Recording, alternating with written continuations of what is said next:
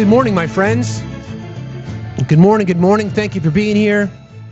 8 o'clock Eastern Time, Wednesday, December the 17th. Happy Hanukkah. You know, you've got many choices to make every single day, and we're so very grateful that you always choose to spend some time with us. So thank you very much. You know the drill. Please consider joining our team. Do all the various things, complete all the various tasks. Helps you, helps us. Also, there's a gifting goal today. Please help us out there. We are crowdfunded. You want to support the channel? Best way to do that is through the various pay apps, Cash App, PayPal, Venmo, all at Factsstillmatter. You'll find all those links in the link tree in my bio. Speaking of the link tree, you'll notice a few items that are in there. Facts HQ in particular. We're often asked about this particular shirt. I am fucking Zen, everybody's favorite. You'll find that at Facts HQ or by going directly to factsstillmatter.site. It's kind of our hub. Lots of information back there, including some show recaps and some show highlights. You can find that over there as well. Also in the link tree, you'll notice a new link. It's the first one you see. It just says Tobias. That happens to be my son. He's an artist. He made his own store. All the items that are in the store are his original work. If you want to support an artist who's growing his career, yes, I'm biased, but he's done most of my tattoos, and I think he's pretty talented. Go check out some of his merch. Thank you again for being here. I appreciate you. Also in the link tree, you'll find a link to our Discord. It's our ever-growing community. It's kind of the hub of everything we do here. There's a mutual aid channel. There's all kinds of announcements. There's show topics that we cover off on. It's just a great place to connect, and we're really proud that it's become what it's become, and it's because of you guys. So again, thank you very much for being here. We appreciate it. We have a lot to cover today, as we always do. A few things I wanted to sort of touch on first. We're going to get into the whole Susie Wiles thing, that story that came out from Vanity Fair. I read it last night, and I got to tell you, there's some things in there that are. It's not just what she said, because it's irresponsible journalism to quote someone, right? Obviously, you have to have the receipts, and of course, the White House is now in spin control, which is pretty wild. But the thing that really kind of stood out to me is how someone who has been as loyal to the administration would even bother doing an interview like this, knowing the potential of what could happen, right? Because I just think you're starting to see some cracks. We'll call it the House of Cards, whatever you want, but we know our particular white supremacy house of KKK cards is appropriate. We've got the receipts, so to speak. But I think what we're seeing now is just the spin. Right, so they're falling into this particular trap where everybody is going to try to say that things are taken out of context or it was irresponsible journalism. I'll give you an example. Caroline Levitt, of course, the first person that you would think would be trying to protect the administration. That's her job, but she seems like she's caught a bit off guard. So she has to try to double down on the same script that they always use, which is blame somebody. So she was caught outside the White House yesterday and with a little press gaggle, and this is what she had to say.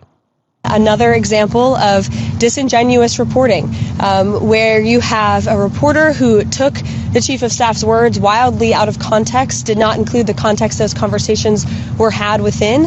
And then further, I think the most egregious part of this article was the bias of omission that was clearly present. And we see a lot of this when dealing with the media every day. You will leave out important context, leave out comments and facts. Many people in this building spoke with that reporter, and those comments were never included in the story, probably because it didn't push this false narrative of chaos and confusion that the reporter was clearly trying to push. So what I'll say about our chief of staff, as you've seen from not just myself, but also the entire cabinet, and a groundswell of support from people on Capitol Hill who don't even work in this building, about how incredible Susie Wiles has been to President Trump. And he's been able to accomplish so much because of his leadership and his tenacity, but also because of Chief of Staff Wiles's leadership and her ability to effectuate his agenda. So thank you. So that's the story, right? Like, is it wildly out of context or errors by omission, things like that. By the way, we are streaming on YouTube. Thank you very, very much. Not streaming on Twitch today. We'll get back at that tomorrow. And thank you in advance for your kind contributions. I'm going to sneeze. No, I'm not. Yes, I am.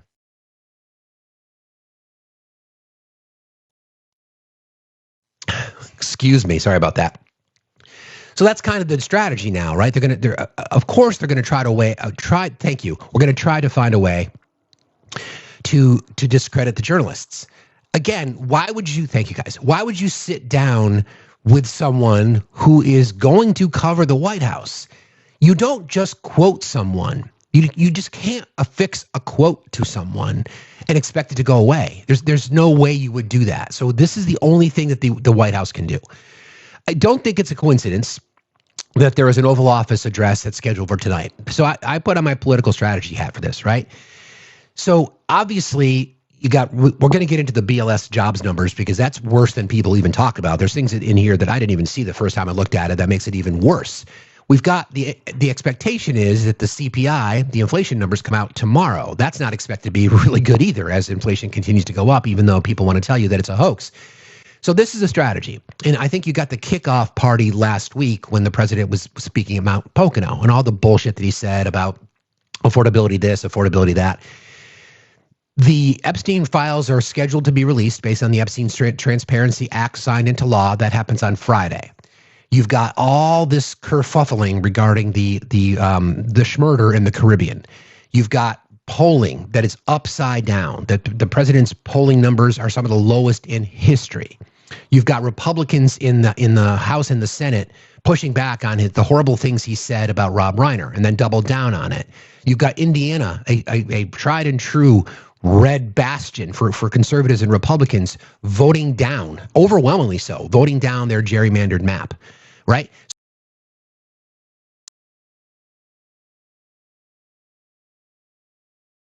Out on the road because they have to hope that they can find enough red meat for their base to avert the eyes.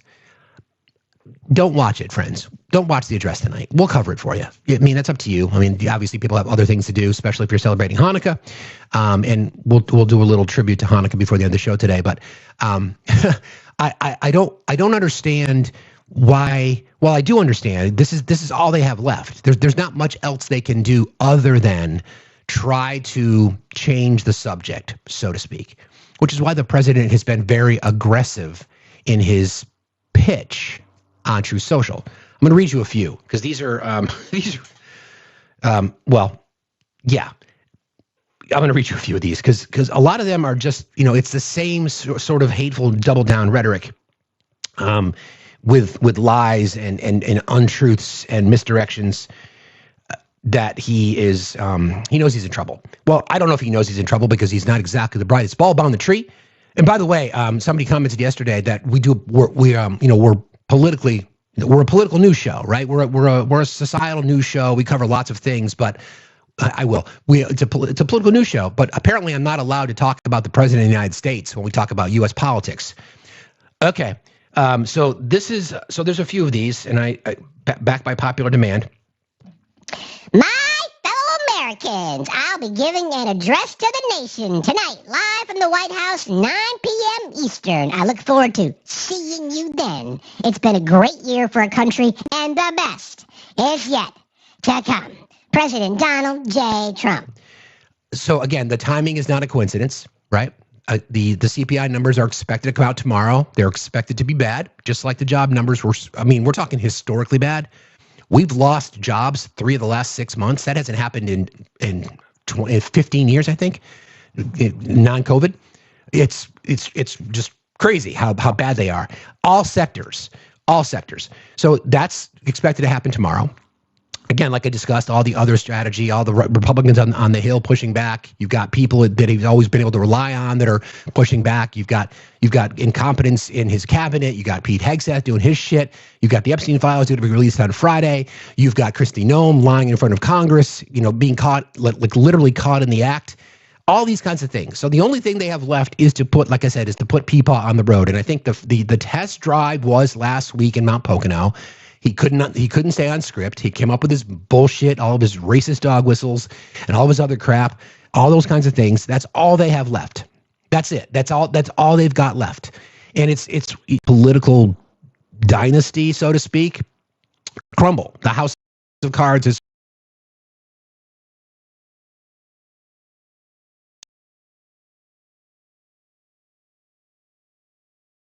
crap. So a few other things on Live Social that he's been talking about recently. Let's see. Here's another one. Hang on one second. Just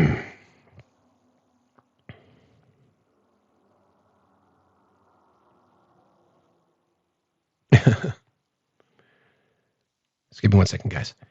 Don't forget, friends, we're crowdfunded. Want to support the channel? Best way you can do so is through the various pay apps, Cash App, PayPal, Venmo. He's now trying to blame Brown University for not having enough security cameras. We'll talk about that in just a moment. The Alvin Bragg case is the worst case I've ever seen in 62 years of practicing law, says Alan Dershowitz. Yeah, that's cool. All right, so let's start with Venezuela. Once again, this is an effort to distract. Their story has changed. I'll play some sound from various people across the spectrum this morning. Don't forget, the entire argument that they used to sell the justification of what they did was because of the F drug. Now they're not even talking about that anymore because they've lost the plot because they know, well, they've known all along that the F drug does not come through Venezuela. It's all about nose candy. So now they're not even talking about the F drug anymore. They're talking about nose candy. Meanwhile, they're still not able to respond to pardoning one of the biggest, blow traffickers ever. So they don't want to talk about that anymore. I wouldn't either. But here's the situation with Venezuela. Venezuela is completely surrounded by the largest armada ever assembled in the history of South America. It will only get bigger, and the shock to them will be like nothing they have ever seen before until such time as they return to the United States of America all of the oil, land, and other assets that they previously stole from us. Pause. How is it that a country in South America stole oil, land, and other assets from us?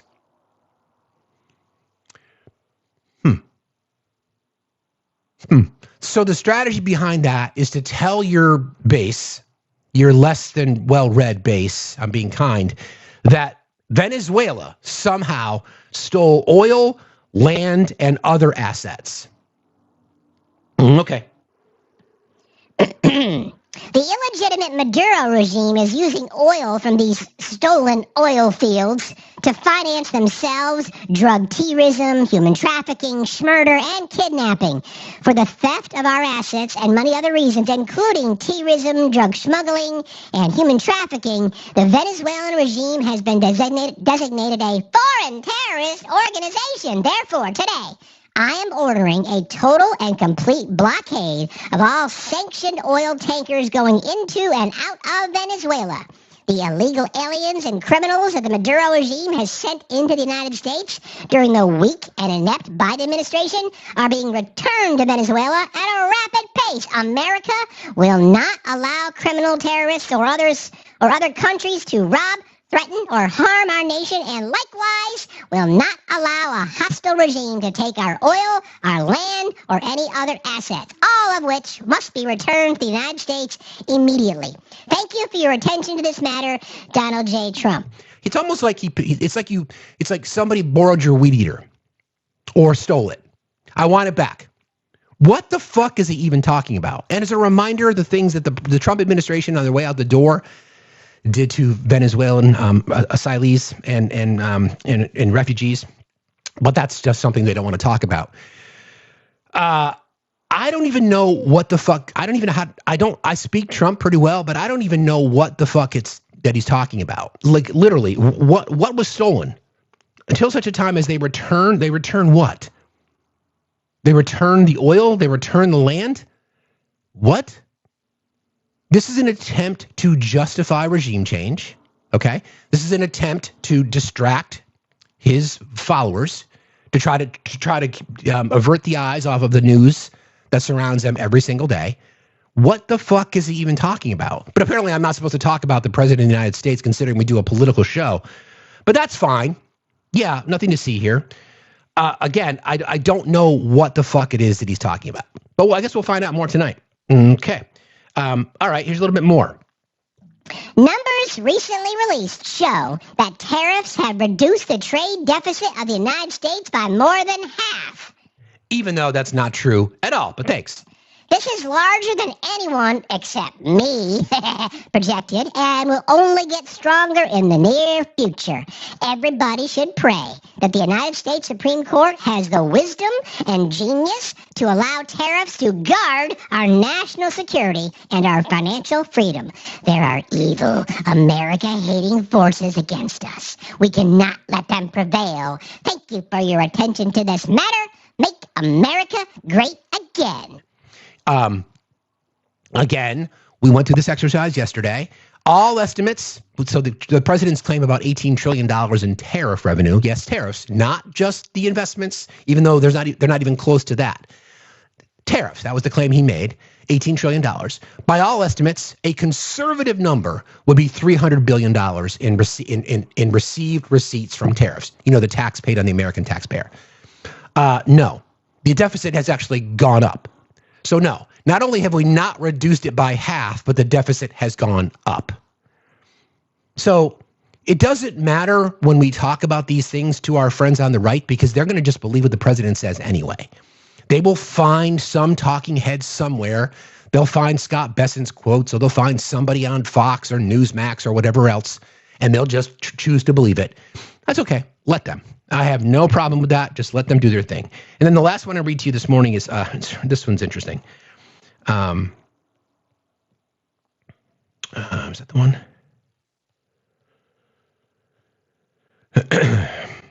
Okay.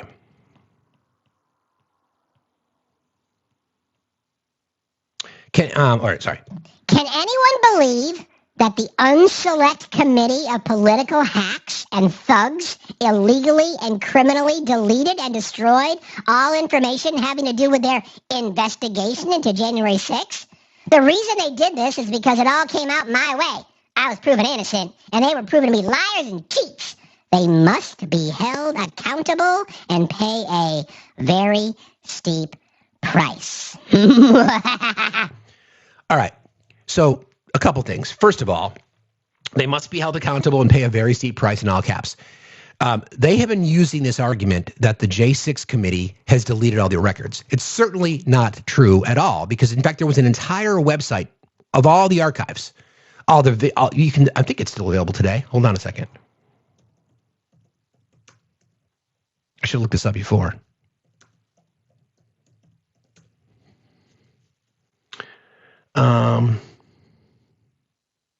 Yeah, there's an archive.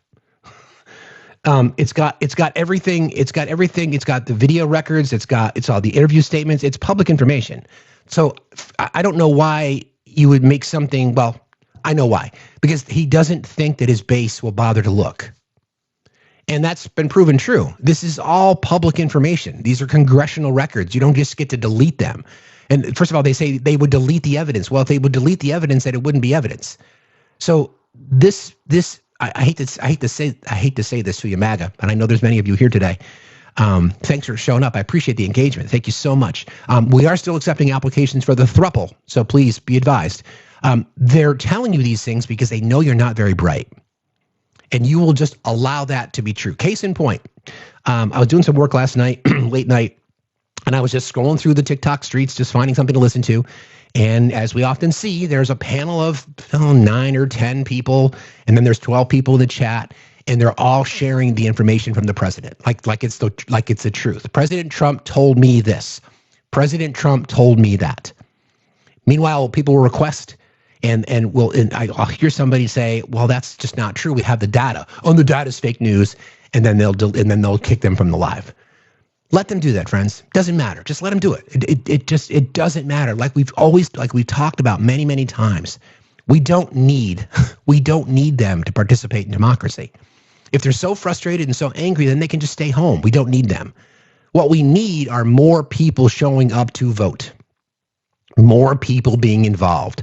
More people doing something. Okay? When we hit the road in the spring, late winter, early spring, all depending on where you are. Winter in Vermont ends in like June. Like we always say, winter is 9 months long and 3 months of bad sledding. But once we get out of the road, those are the people that we want to talk to. We want to talk to people who do not participate in democracy for whatever reason. I've said this to you guys before, two distinct groups, in my opinion. The both sidesers, the two wings of the same bird, two sides of the same coin. I think that's lazy. then there's another 40, 45 million Americans who just totally feel left behind by their government. Totally feel like no one is looking out for them. They just want to raise their family. They want to start a business. They want affordable insurance. Those are the people that I want to talk to. So we're working on putting some pieces together. We're probably gonna create a Google Docs. We'll put it someplace in our Discord. A lot of people have reached out to me and said, I run a people, and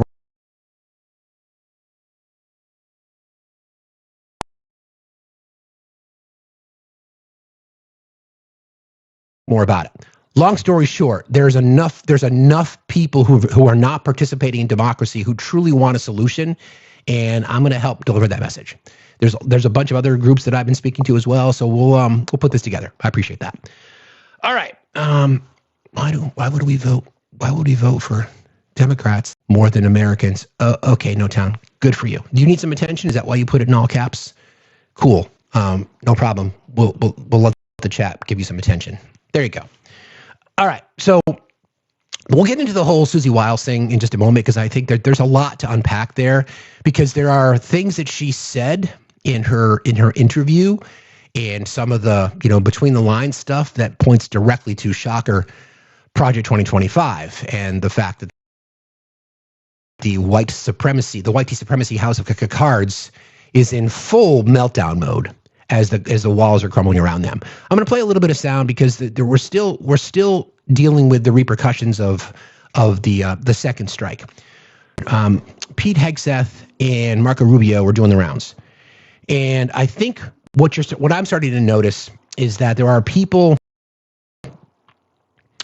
Democrats are pretty united, and a lot of Republicans are also united on the fact that this was bullshit and you need to be more transparent. The only people that are defending Hegseth's actions are the ones like Steve Scalise. I'm going to play some sound from him. Steve Scalise is in Republican leadership. He cannot go against the president. Mike Johnson, he cannot go against the president. He can, he's just choosing not to. So what we had Rubio and Hegseth coming out of these committee meetings because Congress has said, listen, you need to show us what you got. Show us the goods. So here's Marco Rubio, then you'll soon hear Pete Hegseth right after that. And remember, initially they said they were going to release the second strike video. They're lying to you because the first we've all seen. We've all seen that. We've all seen the video of the first strike. Now they're saying that for some reason, we can't see the second strike. We can't see the Epstein list. We can't see the jobs numbers after they were delayed for a month. We can't see the CPI information, and now we can't see this. Gee, I wonder why. Maybe there's a pattern. See what Rubio is saying right now. Provide updates on this counter-drug mission, which is focused on dismantling the infrastructure of these terrorist organizations that are operating in our hemisphere, undermining the security of Americans, killing Americans, poisoning Americans. And this has been a highly successful mission that's ongoing and continued, and we're pleased to be here today to update Congress on how that's developing and how that's moving forward. As I said, I believe it's our 22nd, 23rd such engagement. It's certainly been at least the fourth or fifth that I've been involved in, and those will remain and be ongoing. What is the justification, Secretary? I would just echo that. It is the 22nd bipartisan briefing we've had on a highly successful mission to counter designated terrorist organizations, cartels, bringing weapons meaning drugs, to the American people and poisoning the American people for far too long. So we're proud of what we're doing, able to lay it out very directly to these senators and soon to the House, but it's all classified. We can't talk about it now. We're also going to tomorrow allow the HASC and SASC. HASC and SASC would be House Armed Services Committee and Senate Armed Services Committee. So HASC and SASC. The unedited video of the September 2nd, alongside with Admiral Bradley, who has done a fantastic job, has made all the right calls, and we're glad he'll be there to do it. But in keeping with long-standing Department of War policy, Department of Defense policy, of course, we're not going to release a top secret full unedited video of that to the general public. HASC and SASC and appropriate committees will see it, but not the general public. Let's go. So interesting, right? Don't forget the president has said, oh yeah, they should release it. Pete said they were initially going to release it. Then they changed their mind. Why wouldn't they release it? The first one was out. That wasn't top secret. That wasn't classified enough. The first strike was out. We've seen other strikes. We've seen other videos of indiscriminate missile attacks on boats in the Caribbean without sufficient evidence of anything other than, them getting off on their fucking going after brown people under the justification of the drug war. I mean, come on, really? This is what they expect people to believe now. So here we are. We got Marco Rubio, Secretary of State. We got fucking Pete Hegseth, assistant manager to the assistant manager of murder. We'll call it what it is. Now trying to say, the Department of Defense policy. Well, dude, you violated your own Department of Defense policy numerous times on how you treated non-enemy combatants in the Caribbean, and by the way, how you use signal. So miss me with your policy. You're being strict adherence to Department of Defense policy. Fuck you. That ain't true at all. Okay. Again, Donald Trump, J.D. Vance, Marco Rubio, Pam Bondi, Kash Patel, Kristi Noem, Pete Hegseth, Marco Rubio. I'm Steve. Factsstillmatter. We go live every Monday through Friday right here. Also streaming on YouTube and Twitch. Fuck you. Thanks. Have a good day. So they're going to continue to lie to you. So if the argument was that none of the information should be seen to the general public because it's all classified, then why have we seen so many, and why? Why in particular is there one that has really, really stoked all this controversy that we're not able to see now? Because apparently that is classified. Okay. That's good to know. I'm glad that we cleared that up, because that's really important. Anyway, don't forget, Mark Kelly is caught up in this sort of maelstrom, right? Mark Kelly is now being investigated by under the UCMJ, which, by the way, all he was doing was supporting the UCMJ by what he said. So he's doing the rounds. By the way, Mark Kelly sounding extremely presidential. I have no idea if he's got aspirations of running for the presidency, but he is sounding very presidential. And he's sort of the guy, he's not a progressive. Obviously, that's something that I would need to evaluate a bit more, but he's sounding very presidential. Someone who potentially could grab a lot of moderates because of his military background, all kinds of things. But he was on MS Now, I believe, where he was, and here's his interview. Have you been asked to, say, turn over documents? Just trying to get to the bottom of whether this is an actual investigation or is it like a social media campaign? It's probably the latter, at least for now. And this is escalation, right? They say something about a command investigation without even explaining what that is. And by the way, I found out about that from the new press corps at the Pentagon, which consists of Matt Gaetz and the Pizzagate conspiracy guy that now work over there. So that's how we hear about this stuff. From my perspective, it doesn't seem, very serious. So we do have to take this seriously. Yeah. And, I've got attorneys, and we're going to, mount a strong defense. This is all about escalation and intimidation. But in this case, they got the wrong guy. I'm not going to back off. I'm not going to stop doing my job because Donald Trump said I should be hanged and executed. And Hegseth says, there's going to be an investigation under the Uniform Code of Military Justice for, by the way, saying what is in the UCMJ. Senator, have you been asked? Really good point, right? I mean, he was just reminding he and the other 5 or 6 members of Congress and the Senate had said, listen, just a reminder of what your oath is. And I go back to that famous video that they put out. Obviously, they knew about a lot of this information that was going on in the Caribbean, about how it's your duty to disobey an unlawful order. So they knew about that. They weren't specific in their message. They just said, listen, we're here to remind you guys that you have the duty, you are obligated to disobey an unlawful order. The question is, were these orders unlawful? Now, depending on the side of the aisle that you sit on, some people are saying that they're completely lawful. Some people are saying, no. I am objective. I am looking at what we know. We talk about this all the time. We only report on what we know. We can fill in the blanks. We can offer opinion, but we report on.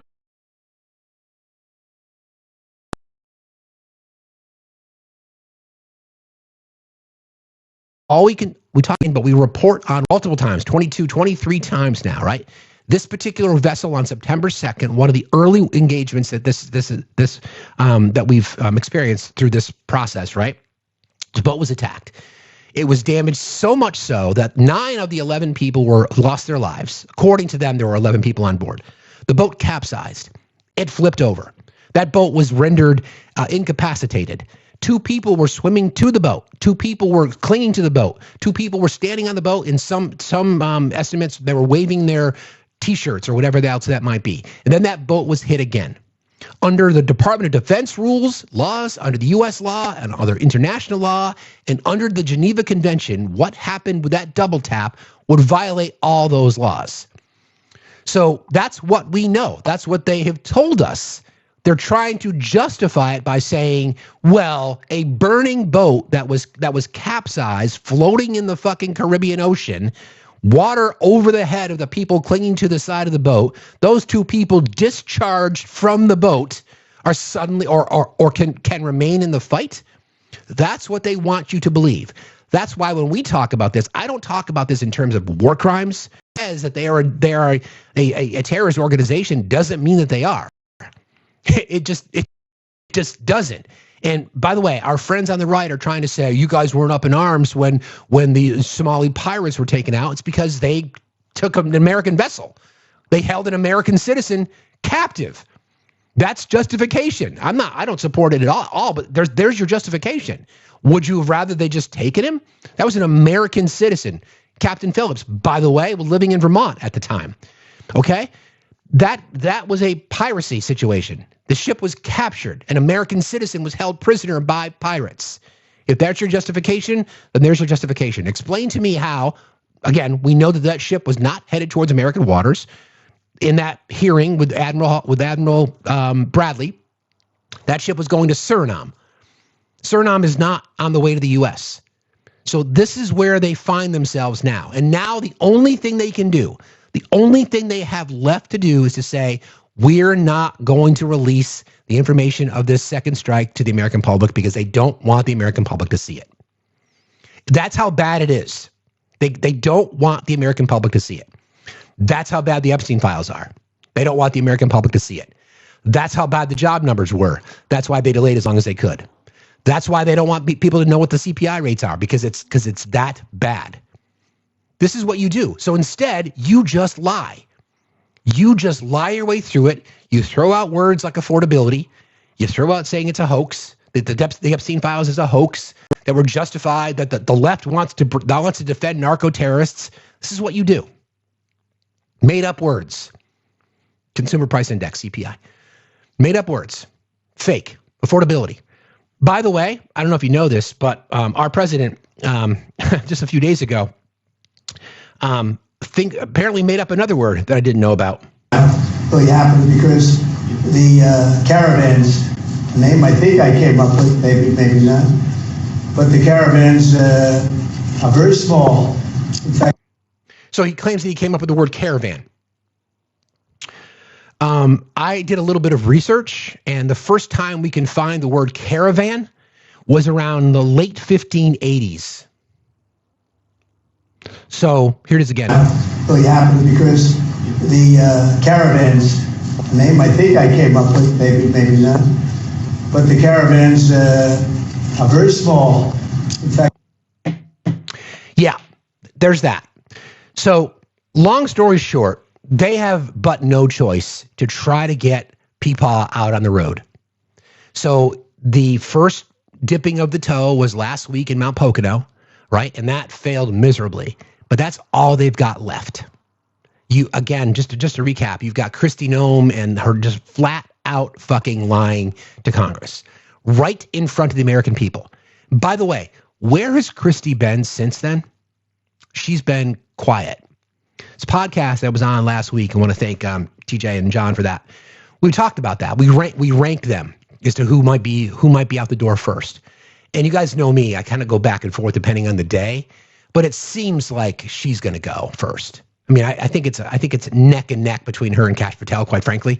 But it seems like Kristi's going to go because the last thing the president wants, as we know historically, is anybody that makes him look bad or embarrasses him. When you've got the Homeland Security Secretary asked a flat out question, have you ever arrested and or deported a combat veteran? And she said, no. And then they played the tape. That's how she flat out lied. She either lied or she's just completely incompetent, or both. Or both. I don't think it's going to be Keg's breath, because Keg's breath is loyal to a fault. And not that Kristi Noem is not loyal, but let's be real, Kristi Noem's a woman. And it's a hell of a lot easier for a misogynist to let go of a woman than it is for his hero, his little bitch boy. Let's just be real about that. So we'll watch this. I've got a busy day after the show ends today, so I may not even be able to watch any of the address tonight. I will probably tune in just because we report on the news, but I'm not expecting much other than what we see every single day. So let's get into the job numbers before we cover off on the Susie Wiles story, because that's just wild. It's wild what we saw and then the justification behind it. The job numbers themselves were really, really bad. I went back and looked, and this is the first. We've had 3 of the last 6 months. We've had job losses. That's the first time that's happened in nearly 20 years, with the exception of COVID. Right, so that's the outlier. The thing that they're not telling you. Well, let me play some sound from JD Vance, because he's out trying to spin this, and it's interesting where he ends up. Actually, let me finish something else. I wanted to play this. Pause. Rewind. Lindsey Graham. I'm going to feature Lindsey a little bit today, because he's said some really, really wild things recently, but that's why we make sure that we're archiving material and we can go back and check the tape, because, boy, as his political wind shifted. He was part of the briefing that the White House, or the Department of Defense, had given to members of Congress. So this is Lindsey Graham talking, and he's being pretty direct here. I think it should be. Senator Graham, is it a mistake? Is it a mistake? I think the video should be given to everybody in Congress. Do you buy their explanation that it's due to sensitive information or equipment? Why should at least 100? You know, the least of my concerns is this friggin' video. Release it, make your own decisions. This is lawful. I have every confidence that what they're doing is no different than what Bush did. Nobody in the Congress accused the military leadership under President Bush 41 of being a war criminal for invading Panama without congressional authorization. Also going to tomorrow allow the HASC and SASC to see the unedited video. I played that for you. So here's Lindsey Graham, right, saying release it. A lot of us did. A lot of people in Congress actually called don't forget WMD. The justification, the lies from the administration, Dick Cheney. Yeah, you, rest in hell. A lot of those people were like, there's no justification here. Come to find out that was one big fucking lie, right? And you're right, Lady G was a JAG officer. So when Lindsey Graham is saying just release it, although he tries to spin his way through it, what I saw was nothing unlawful. Okay, because you're a simp too, right? Because you're a simp too. That's fine. That's fine. But even him saying let's just release it. And that's where you get this real churn within members of Congress. I'm not surprised by it. I'm going to play some sound. This is Steve Scalise, because he talked about it as well. This is again, this is depending on where you are. Don't forget, Steve Scalise he does not look good, by the way. He's been battling cancer, and I hope he gets better, because cancer's indiscriminate, and I don't want anybody to be stricken with it. He was briefed, and here's what he had to say. And again, you can hear the language, you can hear how they're trying to spin their way through this, because they know it's bad. They're not calling it. They don't want to be honest about it, quite frankly. So they're trying to spin and protect. What are your thoughts on the meeting, sir? Quick thing. Yeah, let me say, obviously, we can't talk about the classified information, but in general, I applaud the Trump administration taking seriously the threat that drugs coming into our country has posed for years and years. I mean, we've lost millions of Americans to the scourge of drugs that come into our country from a number of sources. Obviously, the boats bring in the cocaine, other things, other methods that the drug cartels have been using. They're just like terrorist organizations killing Americans here on our soil. And what President Trump said is we're not going to take this anymore. And the fact that he's taken these aggressive actions, I think you've already seen a dramatic drop in the number of those boats coming over, because they know you get on a boat filled with cocaine to come and kill Americans, to poison our people, you're not going to make it here. You're not going to make it here alive, and your drugs aren't going to make it to our shores. And ultimately, that's what we want to see. We want to see the end of drugs coming into the United States. And President Trump has taken this seriously. I wish other presidents had done the same. So they've laid out, obviously, the reasons why, the legal methods that they use. And, we're going to have a vote on this, the Meeks resolution that I oppose to try to stop it. Why would anybody want to, in essence, defend drug cartels' ability to bring drugs into America when we know it kills over 150 young people a day are being killed just from fentanyl? And again, President Trump has taken it seriously, put tariffs on China, as we all know, specifically for fentanyl. But he's made it clear drug cartels are going to be targeted. And if you're trying to bring drugs into this country, it's a new day. So, again, the spin is pretty wild. Of course, they have moved on from, and actually, thank you to my mod team, I was thinking about this. Just recently, there was a declaration made through executive order that the White House designated the F drug as a weapon of mass destruction. So critical thinkers would say, okay, if that is the case, then why are we going after boats from Venezuela? Because Venezuela is not part of the global fentanyl trade. Okay, it's just not. All the experts have said the exact same thing. It's just not. Comes from China, comes from Mexico. So you're using the justification, and you notice how they've pivoted away from it because they're not even talking about. Steve Scalise might have spoken out of turn, may have got off the script. Because they're now saying, well, it's schmocaine. The reason that they can't go too deeply into the nose candy piece is because the president pardoned a guy who was part of trafficking 400 tons of schmocaine into the United States. So it's not about drugs. It's about regime change. It's not about anything. It's the justification that they're using. You don't put an armada of U.S. Navy resources off the coast of Venezuela, brag about it because of the drug trade. You just don't. 400 metric tons, thank you. You just don't do it. you just don't do that. You are using that to try to get your base engaged because your base does not want any more foreign wars. Your base does not want any more. Your base does not want any more of that at all. They're tired of spending. They've told us they're tired of spending money, offshore. They're tired of using resources, even though you're doing it. So you've got to try to find a way to justify it. And what you're going to do is to say, well, we're here about the war on drugs. Cool, great, okay, sweet. So then we should believe that. Then the next question that a critical thinkers would ask, if that is true, why then did you pardon somebody who brought in 400 metric tons of blow into our country? They're scrambling. The house of cards is crumbling. All right, so let's talk about this a little bit more because the Susie Wiles story is interesting, but I think it's par for the course because of what you're seeing. I'm not sure how they get out of this circumstance because it's not some anonymous source, right? It's not some random person. This is the person who is the closest to the president. So I was curious. I did a little bit of background on Susie Wiles. She's been pretty loyal. She has been extremely loyal to the president. She started her career.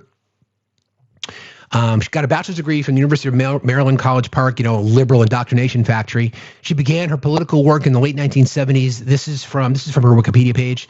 She began her political work in the late 1970s and 80s, including roles on Ronald Reagan's 1980 presidential campaign, and then she worked for U.S. Representative Jack Kemp. Over the decades, Wiles has become a noted strategist and campaign manager. She managed Rick Scott's successful 2010 Florida gubernatorial campaign and later worked on Ron DeSantis' 2018 Florida gubernatorial campaign, although the relationship later became publicly strained. She first worked with Trump during his 2016 presidential campaign She's been a central figure in Trump's political operations, serving in various leadership and advisory roles, and was widely credited as a key architect of his 2024 presidential campaign victory. He appointed her chief of staff, one of the most powerful positions in the U.S. government. She manages the White House staff and operations and serves as a chief advisor to the president. That makes it significant because she's like literally in the circle, right? She's about as trusted as you can possibly get. There's no one closer to the. If you ever watch The West Wing or any show about the White House, the chief of staff has a door, has an office right off of the Oval, right? So there's no. Yeah, I will, Dakota. Thank you. There's no one closer operationally, and she's a trusted advisor. So now you get inside baseball, so to speak. And by the way, the photographer has taken a lot of heat who put the pictures in the article. You should check it out. We'll post the article in the Discord. That photographer has been photographing people like that. That's just his particular style. So these real close-ups, these really kind of weird angles, that's his style. He's always photographed people that particular way. That's why he's won so many awards, because of the way he takes pictures. So it's no different now. So of course the people on the right are saying, they're making people look ugly. Well, maybe it's because they are ugly. I mean, from their soul perspective, right? It shows. It kind of just leaks out. So that's kind of that little side of the story that's been reported, that this photographer are intentionally trying to make people look ugly. Well, no, it's just because that's how his. You could look back at his. I forget his name. I'll find it. We'll post it for you. But that's just his style, like I said. So let's talk a little bit about this whole Vanity Fair story. In case you don't know, there was a Vanity Fair story that came out, and I was thinking about I might even write an ad because there's so much. I might even write an ad for the Democrats just on the words that she's used. Okay, Olive, I'll try to do that for you. Hang on a second.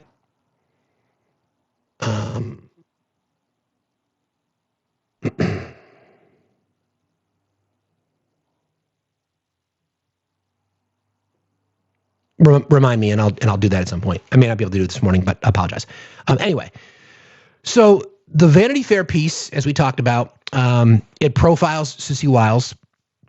Reuters, the New York Times, the Washington Post have all done summaries on this. So I kind of pulled some of the data together, make sure I had the quotes right, double check, triple check. That's what responsible journalists do. It portrays her as one of the most powerful aides in the White House, managing a team of hard right advisors and helping drive controversial decisions. The article paints a vivid picture of Trump's temperament, internal dynamics, policy choices, and the administration's broader direction, often through Wiles' candid reflections. Wiles described President Trump as having quoted as an alcoholic's personality, despite his not drinking. She explained it in terms of a relentless, nothing he can't do mindset. A raw characterization that many interpreted as a critique of his impulsivity and governance style. President J.D. Vance, she said J.D. Vance has been a, quote, quoted, a conspiracy theorist for a decade. A blunt, potentially damaging comment about the administration's second in command. Other senior figures, including Russell Vought. Russell Vought, the budget director and architect of Project 2025, she refers to him as a, quote, right-wing absolute zealot. These are quotations, right? These are quotes. So I want people to understand that these are not, as Caroline said, not taken out of context. These are quotes, okay? This is not anonymous smears. This is not the fake news. And you'll notice that even in Caroline's statement, no one is denying she said these things. Hang on one second. Goodbye, my love. Be safe, be kind, be gentle. Congratulations again. Bye. My kid got into one of her other schools, we found out yesterday, which is pretty exciting. Anyway, you wouldn't be quoting something. It'd be irresponsible journalism to just be quoting somebody, right? Without the receipts. So the New York Times has receipts, the Washington Post has receipts, Vanity Fair has receipts. This is how they're attempting to spin this right now, because Caroline Levitt did not deny that these things were said, and no one has come out and denied it. Even Susie Wiles, when she was cornered, she didn't deny that she said these things. Their argument is it was just taken out of context. What?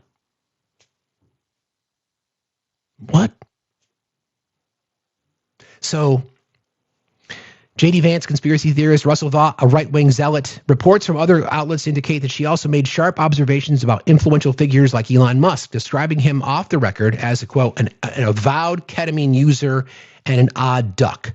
She reportedly criticized Attorney General Pam Bondi's handling of the Epstein files, suggesting that she mishandled them and reduced their impact, a rare public rebuke within the administration.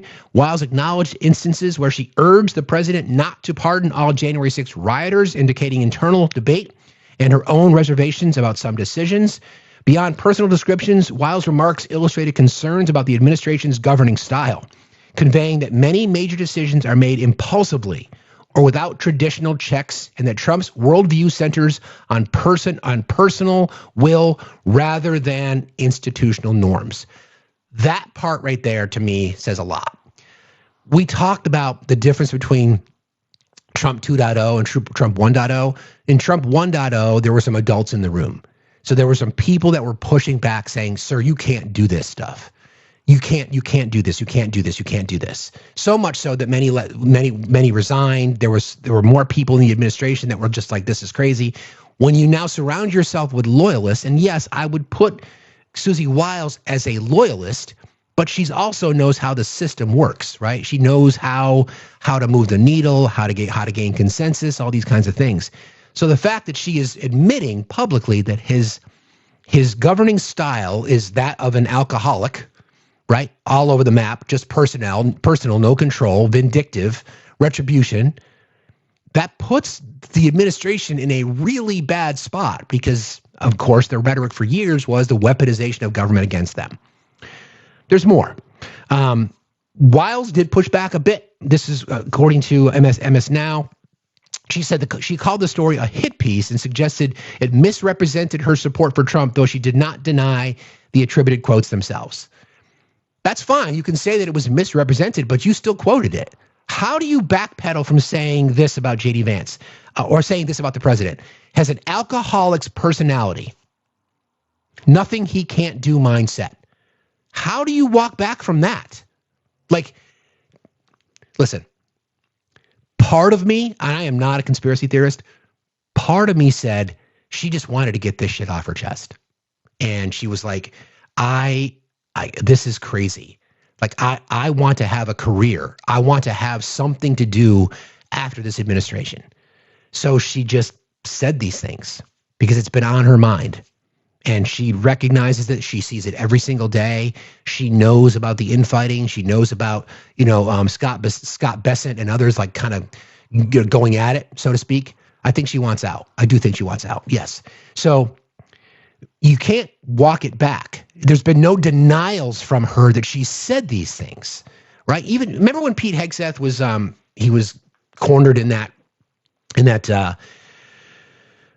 initial hearing when he talked about anonymous smears, right? He tried to say that these things weren't said about him. She's not denying that she said these things. And I think that's really, really important. She's playing us. Well, how is she playing us? She's not playing us. She's admitting to what she sees.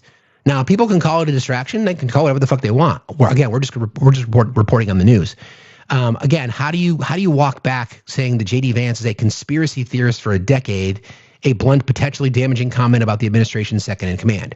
We certainly know that what's his name, Couchfucker. Oh yeah, J.D. Vance called Donald Trump America's Schmittler 10 years ago, and now he's the VP. Okay. We've got a few more pieces here. Wiles recounts, this is another summary. This is a part that I thought was interesting. Wiles recounts that election night reactions to key state contests, acknowledging Republican losses in major races and the challenges the administration faces on domestic issues. She suggested Trump should emphasize economic concerns more than international topics to resonate with voters. That's again this is in the Vanity Fair article. It's reasonable, right? You've been focusing all this energy on enriching yourself and your family by using tariffs to get what you want, ignoring the fact that prices are going up, the Americans aren't happy, your poll numbers are tanking, we're losing jobs, inflation is up, and then your response to that is to just call it a hoax. Okay. The interview touches on the criticism of the demolition of the East Wing to build a massive new ballroom, a project that drew public backlash. Wiles downplayed the controversy but acknowledged it would be judged in the long term. On Trump's public comments on conduct, including moments where he appeared to close his eyes in meetings, Wiles insisted he wasn't asleep, reflecting sensitivity around perceptions of his fitness for office. Okay. Wiles discusses the ideological journeys of figures like Marco Rubio and J.D. Vance, noting different motivations behind their support for Trump. She also humorously acknowledged Trump's frequent social media posts, including a live feed of his own Truth Social stream in her office. So, okay. Wiles joked about Trump's reactions and dynamics within the White House, including her own rapport with him and the intensity of intra-White House interactions. All right. Wiles described Trump again as having an alcoholic's personality, not because he drinks, but in terms of intense, uncompromising behavior and belief that, quote, there's nothing he can't do. Think about that, okay? The President of the United States, as described by his chief of staff, one of his closest confidants, if not the closest confidant, with the exception of his family, describes him as having an alcoholic's personality because, in his mind, quote, there's nothing he can't do. Okay. She acknowledged internal debate about Trump's retribution tour against political opponents, including discussions about pardoning those J6 rioters, and admitted that scores may still be being settled, a comment that critics saw as unfiltered and unusual for a current chief of staff, acknowledging that it's been retribution. Again, she called J.D. Vance a conspiracy theorist for a decade. Attorney General Pam Bondi's handling of the Epstein files, suggesting that the approach was mishandled and less impactful than possible. She referred to it as a whiff. Elon Musk's actions in dismantling USAID and the chaotic implementation of some policy priorities, describing unexpected consequences and operational challenges. Wiles conceded that Trump's Liberation Day tariffs were more painful than expected, implying that the economic policy had caused outcomes that even senior aides had not anticipated. What would that be, friends? That would be an acknowledgement that the entire thing has been a fucking disaster. A disaster. Economic policy had caused outcomes that even senior aides had not anticipated. Senior aides like Scott Bessent, senior aides like Peter Navarro, senior aides like Howard Nutlick, and those people. And that's why you see them scrambling whenever they go in front of a camera to try to say, yeah, it's nothing to see here. Nothing to see here. Because they are the ones that advise the entire economic plan. And once again, the Trump administration's economic agenda is about tariffs, deregulation and tariffs. If the Supreme Court rules, are we on YouTube? I think we are. Yeah, we're out there.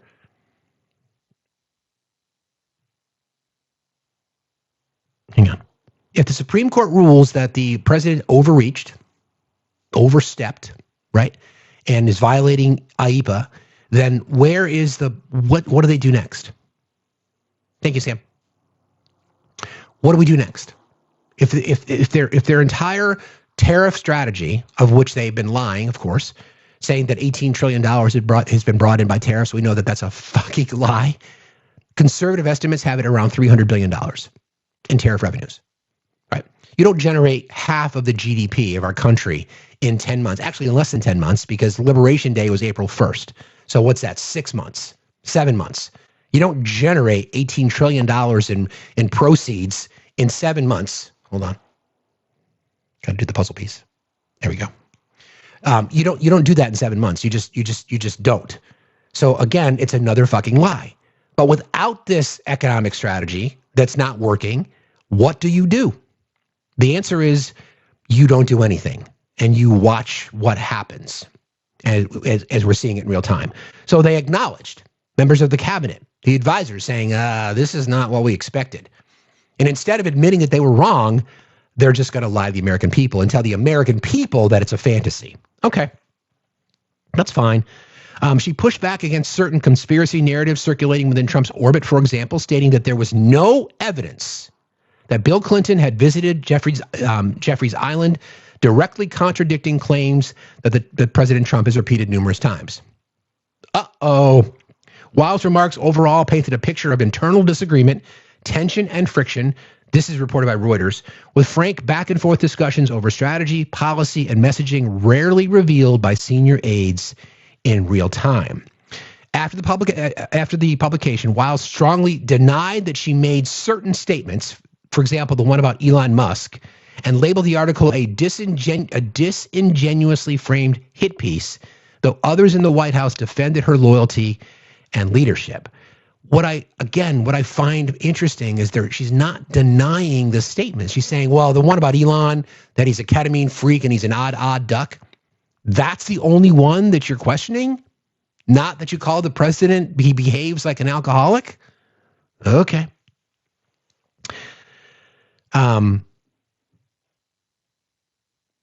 This is a quote. Trump has an alcoholic's personality. High-functioning alcoholics operate with a view that there's nothing he can't do. Nothing, zero, nothing. On Vice President J.D. Vance, the vice president has been a conspiracy theorist for a decade.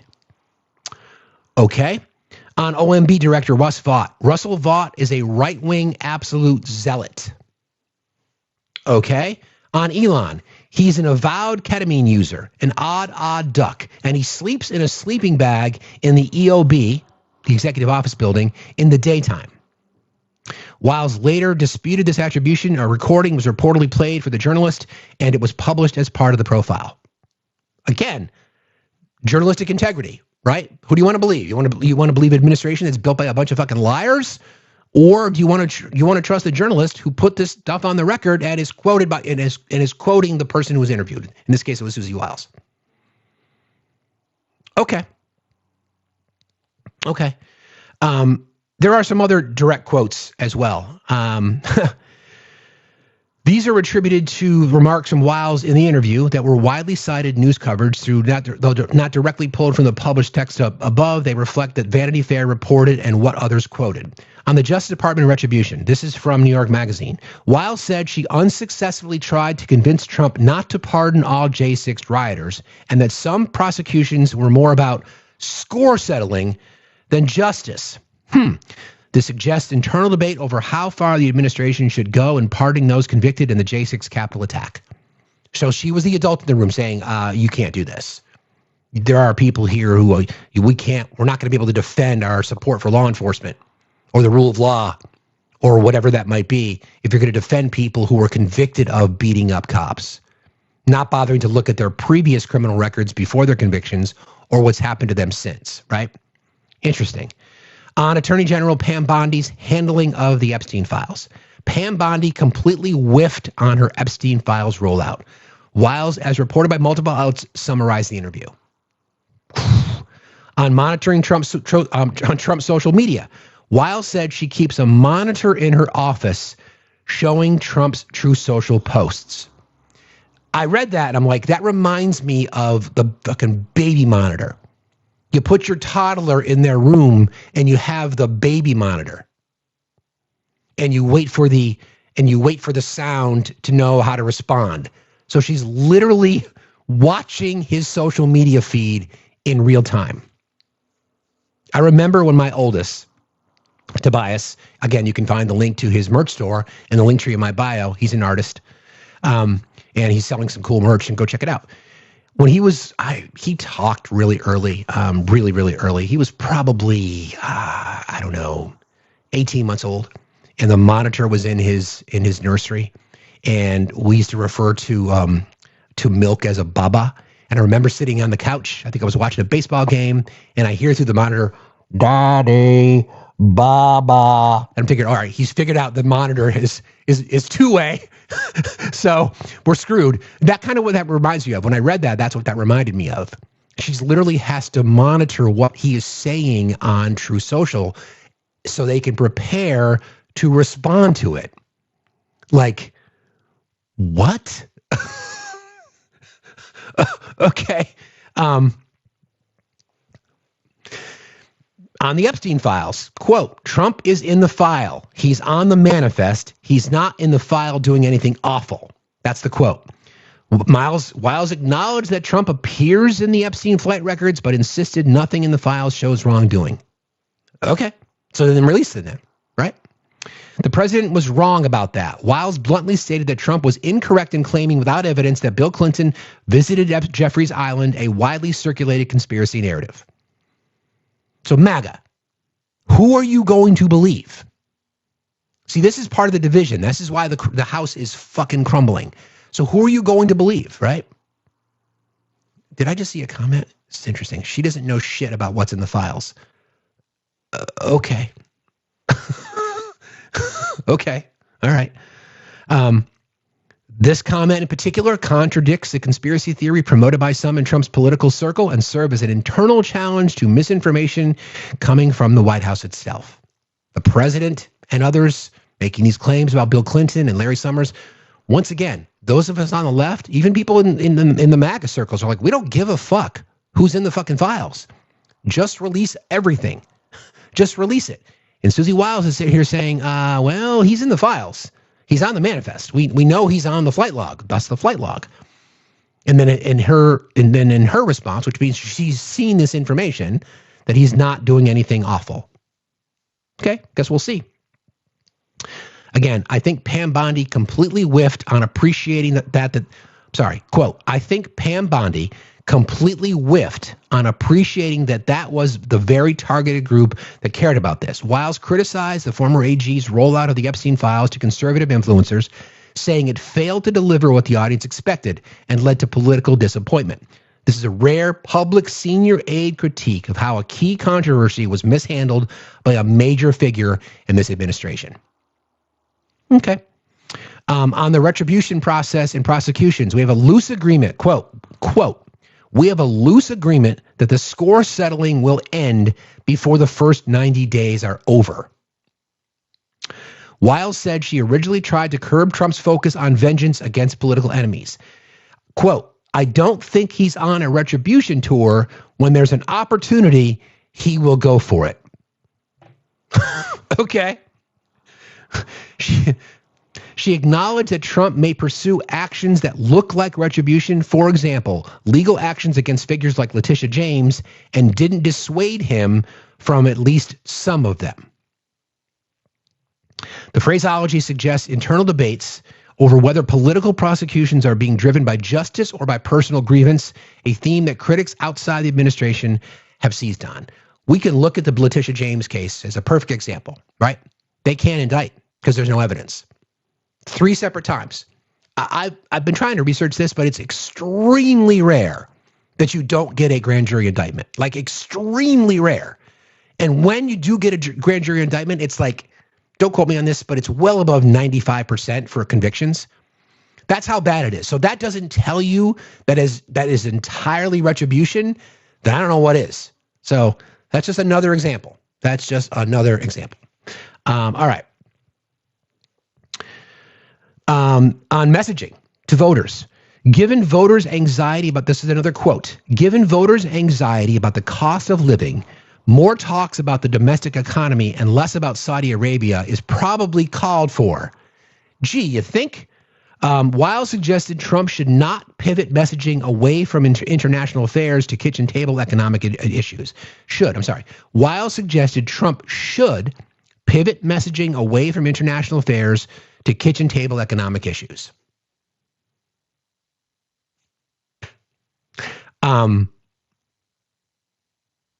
That's a big statement. Like we discussed this morning so far. They can't talk about domestic issues. They can't talk about affordability. Instead, they want to blame somebody. They want to call it a hoax because prices are up across the board. We're going to get the CPI numbers tomorrow. Inflation is up. Okay, inflation is up. Right? And don't forget, they use the words inherited. The Trump administration inherited the worst inflation. No. When Donald Trump took office, inflation was at 3%. That's what it's at right now. So you inherited inflation numbers and a growing economy. That's what you inherited. We'll play some sound on that in just a moment. But same mistake the Biden administration made. See, this is so MAGA. This is me being objective. Watch how easy it is to be critical. The Biden administration failed miserably on connecting kitchen table concerns with macroeconomic data. Yes, the inflation numbers were dropping precipitously from their high of 9% in 2022 to 3% at the end of his term, the end of 2024. But it didn't resonate with the American consumers because prices were still up. They failed miserably. They didn't talk about it in kitchen table politics terms. The Trump administration is doing the exact, in fact, the Trump administration was able to rally their voters around that. They talked about it all the time. Prices are up, inflation bad, economic, blah, blah, blah, blah, blah. The Trump administration is doing the same thing, only worse, because they're calling affordability a hoax. Exactly, Deb. Prices don't come down. But now it's a hoax. So they're making the same mistake, except they're making it worse. On Trump at meetings, he's not asleep. This is a quote. He's not asleep. He's got his eyes closed and his head leaned back, and, he's fine. Okay. Wiles was asked repeatedly about widely circulated images of Trump with his eyes closed during meetings and offered a defensive explanation. Responding to public questions about Trump's alertness and fitness became a part of the narrative. He's not asleep. He's got his eyes closed and his head back, and, he's fine. Okay. I always tell my kids that, like if I'm falling asleep on the couch, I'll be like, I'm just resting my eyes. My daughter's like, whatever, Dad. Your eyes have been resting for an hour and you're snoring. Cool. On Trump running for a third term. No, but he sure is having fun with it. Wiles stated categorically that Trump would not run for a third term despite occasional comments suggesting otherwise. Instead, what he's doing is selling Trump 2028 merch because he's got gullible people that will buy it. And there are still people out here talking about it. And Steve Bannon's going on the record saying, oh, we've been working on it. We've got a whole bunch of different strategies. Okay.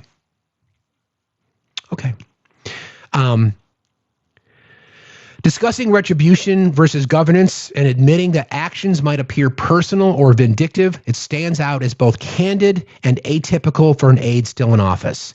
By saying there's no evidence for a high-profile conspiracy theory about Bill Clinton, Wiles specifically undermines a claim that Trump himself has made and publicized more than once.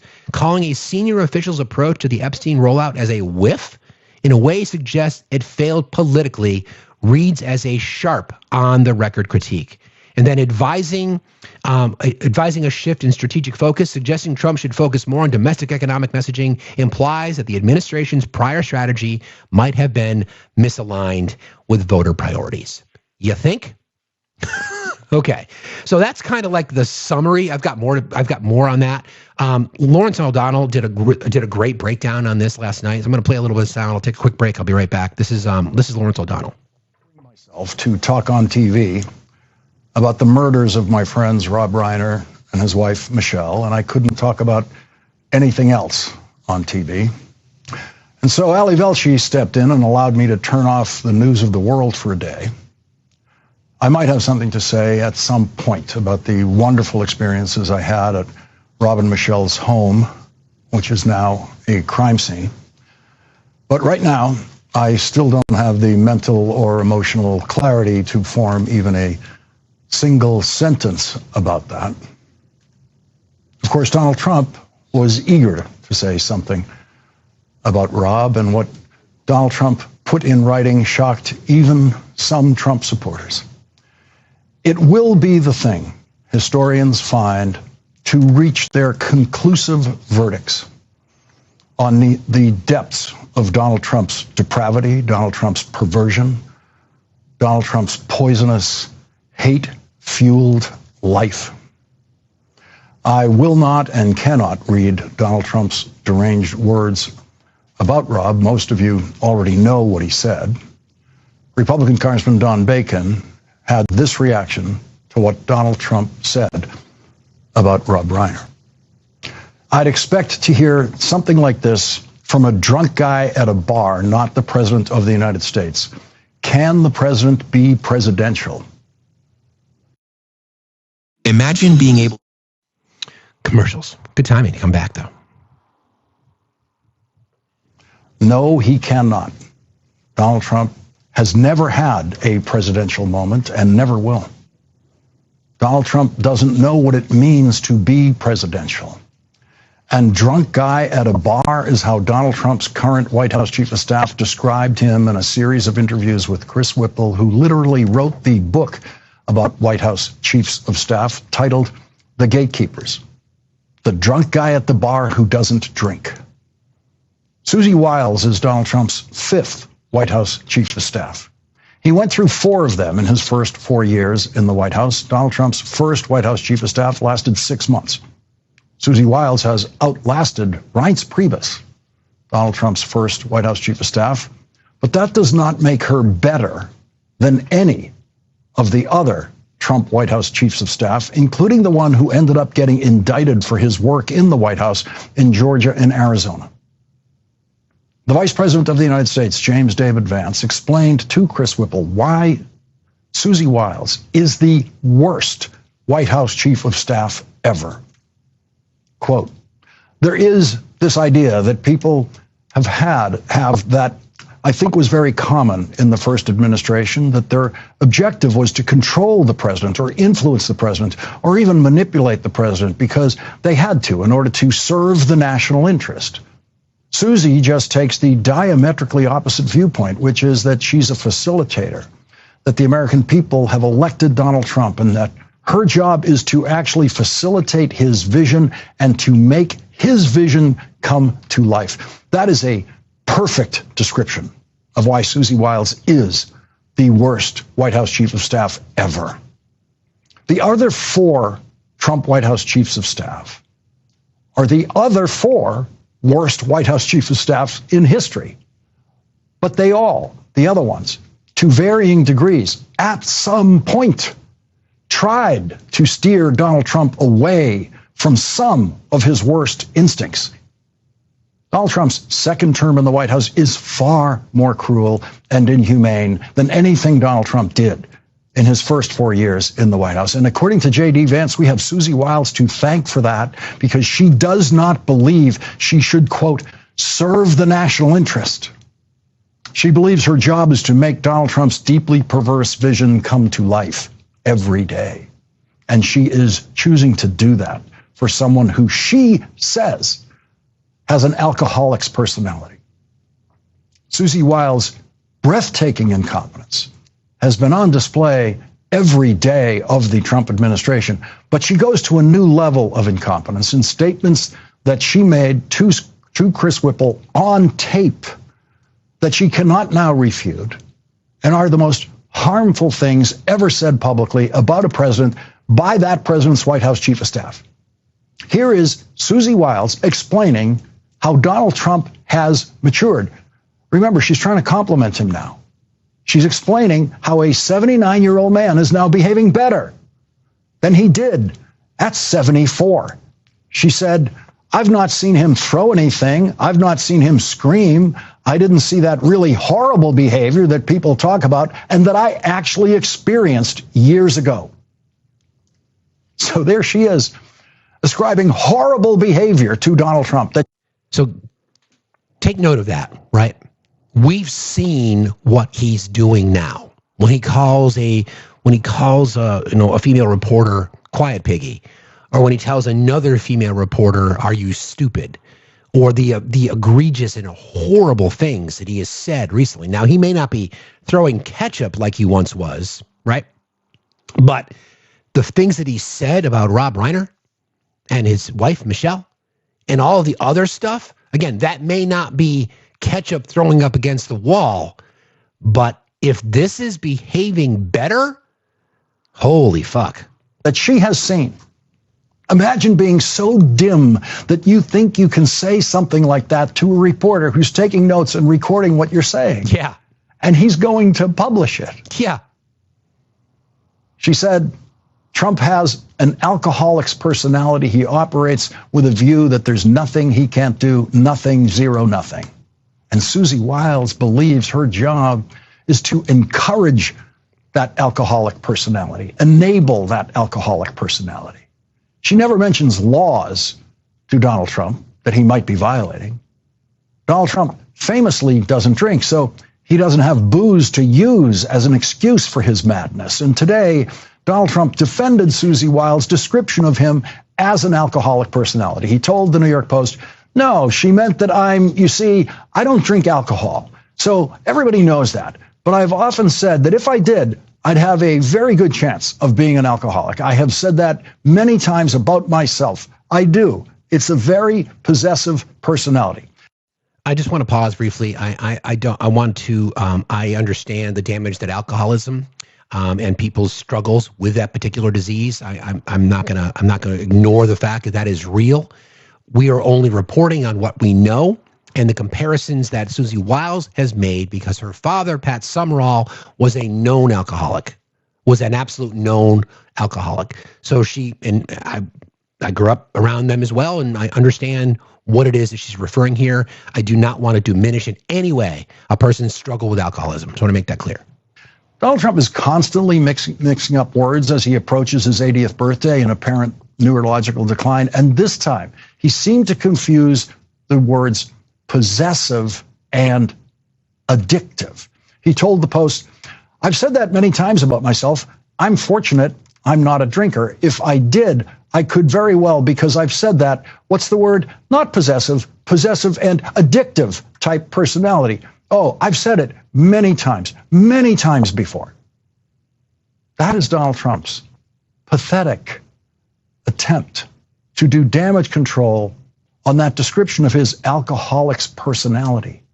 Donald Trump knows that Chris Whipple's reporting is very harmful to him, which is why he told the New York Post he didn't read it and said, I think from what I hear, the facts were wrong, and it was a very misguided interviewer, purposely misguided. Not a single fact has been disputed in Chris Whipple's reporting, and that's Donald Trump claiming that his completely incompetent... Just again, real quick, I said this before. There has been no dispute as to what she has said. You'll notice this, right? This is, again, it's really important for context, right? For context as we're reporting on this. There's been no denial from Susie Wiles or anybody that she has said these things, right? The only response the administration has been saying is that it was disingenuous because of omissions. Okay. If that's what you're going to hold on to, then good luck. Competent White House chief of staff chose to give 11 hours of interviews over a year to someone who Donald Trump thinks is a misguided interviewer. Susie Wiles exhibits complete ignorance of economics, almost equal to Donald Trump's. She did not resist Donald Trump's march to ordering illegal and unconstitutional tariffs that have spiked inflation in this country, because every Trump tariff is actually paid by an American. She never even attempted to get Donald Trump to stop lying about saying China will pay the Trump tariffs. But she did say this about Donald Trump's tariffs, quote, it's been more painful than I expected. It has not been more painful than every economist expected. It has not been more painful than anyone who ever finished a first-year economics course expected. She completely contradicted Donald Trump about Donald Trump's publicly stated reasons for killing people in small boats thousands of miles from the United States off the coast of Venezuela. Susie Wiles said, quote, he wants to keep on blowing boats up until Maduro cries uncle, and people way smarter than me on that say that he will. It'd be nice to think there are people way smarter than Susie Wiles working for Donald Trump, but there is no evidence of that. Susie Wiles says that the Trump reason for killing people in small boats is regime change, not to stop drug trafficking, as Donald Trump has claimed. Of course, it is impossible to stop drug trafficking. Listen, I'm not going to give myself any credit here, but that's what I told you guys 3.5 weeks ago when we first started to hear the story. This was never about anything. A lot of people said that comment, it's not just me, but it's just interesting to get the validation from the administration acknowledging that it has never been about drugs. It's just been about getting domestic oil producers access to 17% of the world's oil supply, valued at nearly $20 trillion under the surface of the Venezuelan, the country of Venezuela, right? So let's just be fucking real here as to what we've known the entire time we've known this was about. By randomly shooting at small boats that might or might not be carrying cocaine, which is not one of the real killer drugs that makes it to the United States, like fentanyl. That's the most deadly illicit drug in America. This isn't so. Once again, right? And I like the way that Lawrence is breaking this down. It's really, really important that people keep these couple of subtle nuances in mind. The first is that this person has been interviewed. Donald Trump called this person, the interviewer, misguided. Susie Wiles has been sitting down for 11 months with this particular reporter. 11 months. She had to know that information like this was going to come out. Okay? She had to know. So the argument from the White House is, first of all, I'm sure the president must have known. What did he expect to happen? That's why I think Susie Wiles is using this to say, I need to get the fuck out of here. So maybe she's the first one that's fired. See what I mean? How it changes every single day, right? Every single day. They had to know that this was not going to be a positive piece, because if there was information to report positively, they would report on it. Is everything a hit piece? Are all the charges against Donald Trump weaponization of government or a witch hunt? Maybe he should just stop committing fucking crimes. Maybe he shouldn't be the authoritarian that he is. Maybe he shouldn't be lining his administration with white nationalists and Christian nationalists and fucking predators. Maybe that would be a start. Yeah, maybe. And tonight, Donald Trump announced that he intends to impose a naval blockade on oil tankers in and around Venezuela. Exactly. So now it's about oil and not about drugs. Correct. Susie Wiles said that J.D. Vance's conversion from someone who used to compare Donald Trump to Hitler to a Trump worshiper was, quote, sort of political. He's an avowed ketamine user, is how Susie Wiles explained Elon Musk's depraved destruction of the United States Agency for International Development. Quote, I was initially aghast, Wiles told me, because I think anybody that pays attention to government and has ever paid attention to USAID believed, as I did, that they do very good work. Yes, they do. Life-saving work. Yes, they did. They did very good work. They were saving lives every day, and now thousands of people are dying because Susie Wiles just watched as Elon Musk did whatever he wanted to do. Not the way I would do it, is what she said about Musk's crushing USAID. What did Donald Trump know about the United States Agency for International Development? Susie Wiles said, the president doesn't know and never will. He doesn't know the details of these smallish agencies. Donald Trump doesn't know and never will know what USAID was doing before he destroyed it. He does not know that USAID was saving lives by the thousands.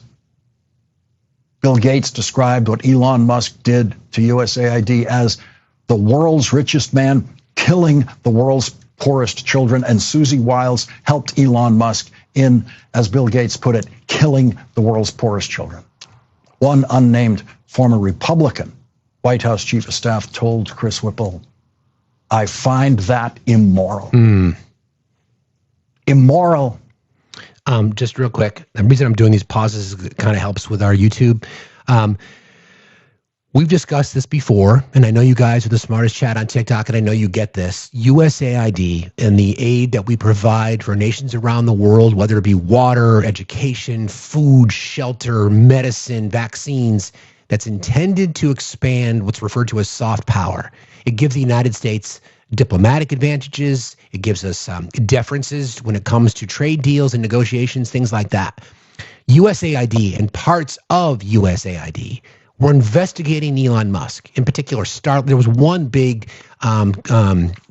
investigation into Starlink and Ukraine. All these kinds of things. Money that was being funneled from the federal government through to support these programs, and it never really made it to where it was supposed to go. So that's where a lot of the USAID grievances came from. And here you are, Germany as well, and other countries. So let's be real. USAID, and I love that quote. I'm going to back up just a second because I think this is really, really important as to what Bill Gates said. I'm not defending Bill Gates, but he's right. Bill Gates put it, killing the world's poorest children. One unnamed former Republican White House chief of staff told Chris Whipple, I find that immoral. Immoral is what they do. Immoral is Donald Trump's brand. It's true. And Susie Wiles believes that her job is not to serve the national interest. She believes her job is to serve Donald Trump, no matter how sick and perverse it's true. Donald Trump's desires are. I find that immoral. I don't know. The reason I wanted to play that particular piece is just because they framed things that I thought about as well, and I just like the way that that Lawrence framed it. I don't. Again, the defense of this is nothing. Thank you. Other than acknowledging what we've all seen for a very long time. He is an immoral man. He is absolutely an immoral human being. He's an immoral human being who is propped up by evangelicals. He is an immoral human being propped up by evangelical Christians and the moral majority. Think about that, right? Think about that. That is the power of Christian nationalism. That is the power of white supremacy. That is the power of the people that put him in office based on bullshit and fucking lies so that they could expand their agenda. Explain it. Somebody counter that, because I've thought long and hard about this. I don't see, it's Project 2025. It's the Heritage Foundation. I mean, this is who they are. If anybody thought, even MAGA, even not the 10 million MAGA that are so brainwashed that they'll never see anything. Even some of them are like, dude, the shit you said about Rob Reiner, that's fucking ridiculous. If that's what it took Michael Stivick's death for people that are identify as MAGA to realize that the guy that they support is a completely immorally bankrupt individual. If that's what it took, then fine, that's what it took. But Susie Wiles is just acknowledging that. And then other members of people chiming in this story are just like, yeah, this guy's just immoral. Why is anybody surprised by this? You don't care of course you don't care what he said about Rob, because you're a cock too, Unfiltered Truth. Of course you don't care. You're proving the point. Of course you don't care. Of course you don't. Why would you care? Do you think that that's a flex? Do you really think that that's a flex? It's not. It's indicative of you, not on us. Rob ran his mouth. Okay, cool. Yep. So did Charlie. Charlie ran his mouth too, right? Unfiltered Truth. Anyway, it's just a fascinating time. I'm going to look at it from a political perspective, a political strategy perspective, because I always try to look at that. What are the tea leaves saying? And they don't have anything other than, cool, you're welcome for that clip, no problem. I'll say it again. Charlie ran his mouth. And it's unfortunate he lost his life, because no one should lose their life because of their political views. And I'm sure you would say the same thing about Rob Reiner, right? Doesn't change the fact that Charlie Kirk is a pathetic piece of fucking shit. Racist, misogynist, bigot, transphobe, homophobe, etc. A vile fucking human being who should not have lost his life because of his political stance. Period. There you go. Anyway, this story is going to get a lot of oxygen. Okay? And it should. and it should get a lot of oxygen. And I think the timing of the president's address from the Oval Office tonight is not a coincidence with everything else that's going on, with everything else that's happening, with all the stress around everything connected to this story. We will certainly see how the nation responds, and I guess we'll learn more over the next 48 hours or so.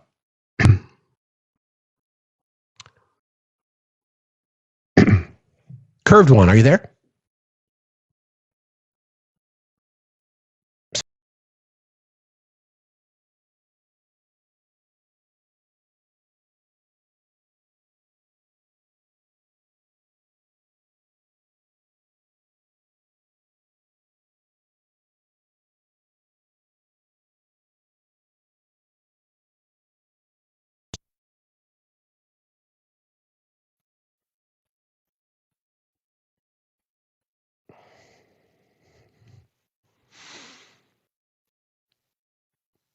somebody requested.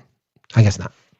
Yeah, again, you're right. The timing of all of this is just really, it's just interesting because you've got the files, according to law, the files have to come out on Friday. That's the 19th. That would be the 30 days when it was signed into law, right?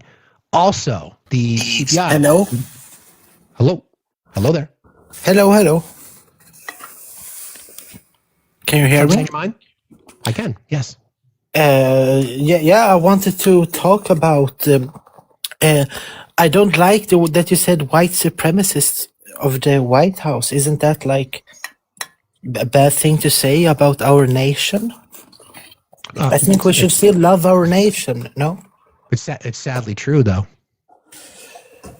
How? We have nothing about white supremacism ever. The only thing they're doing, they're kicking out illegal immigrants. Right. We're not even near white supremacism. Right. So are you okay with the Secretary of Homeland Security lying about arresting and deporting combat veterans? Are you okay with that?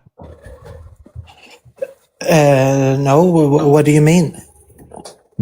Do you not pay attention to the news? I don't think they lie. I think the law enforcement can do mistakes. So she flat out lied in Congress when she was asked, "Have you ever deported a combat veteran?" She said, "No, I would never do that." And they brought the receipts. So are you okay with that? No, but I would say that's a mistake. Like, do you know that the police do mistakes every day? It's not a question. That's not the issue. I'm asking you if you are okay with it.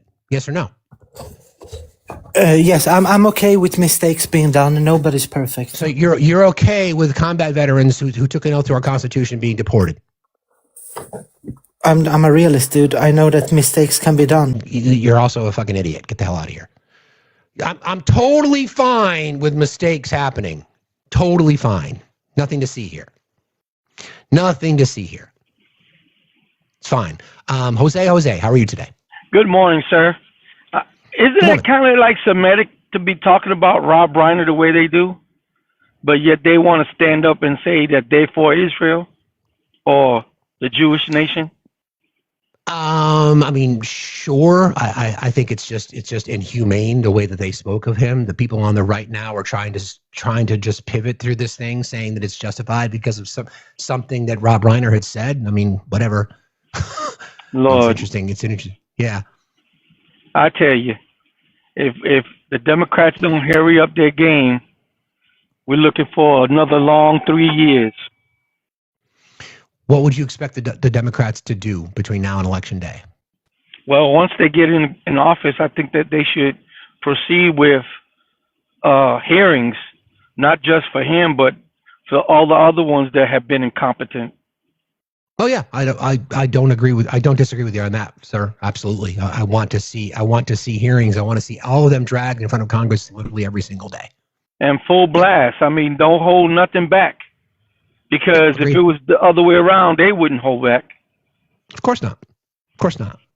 Thank you for what you do. Thank you for being here. Yes, sir. I appreciate you. Bye-bye. Have a good day. Be safe out there. Real quick, I want to thank and then those of you for watching on YouTube today. Thank you guys. Appreciate you being here. Don't forget, super chats are available. I'll do my best to try to read comments. Working through a few technical difficulties this morning, but wanted to thank Megan. Megan says, thank you for your contribution on Venmo, Megan.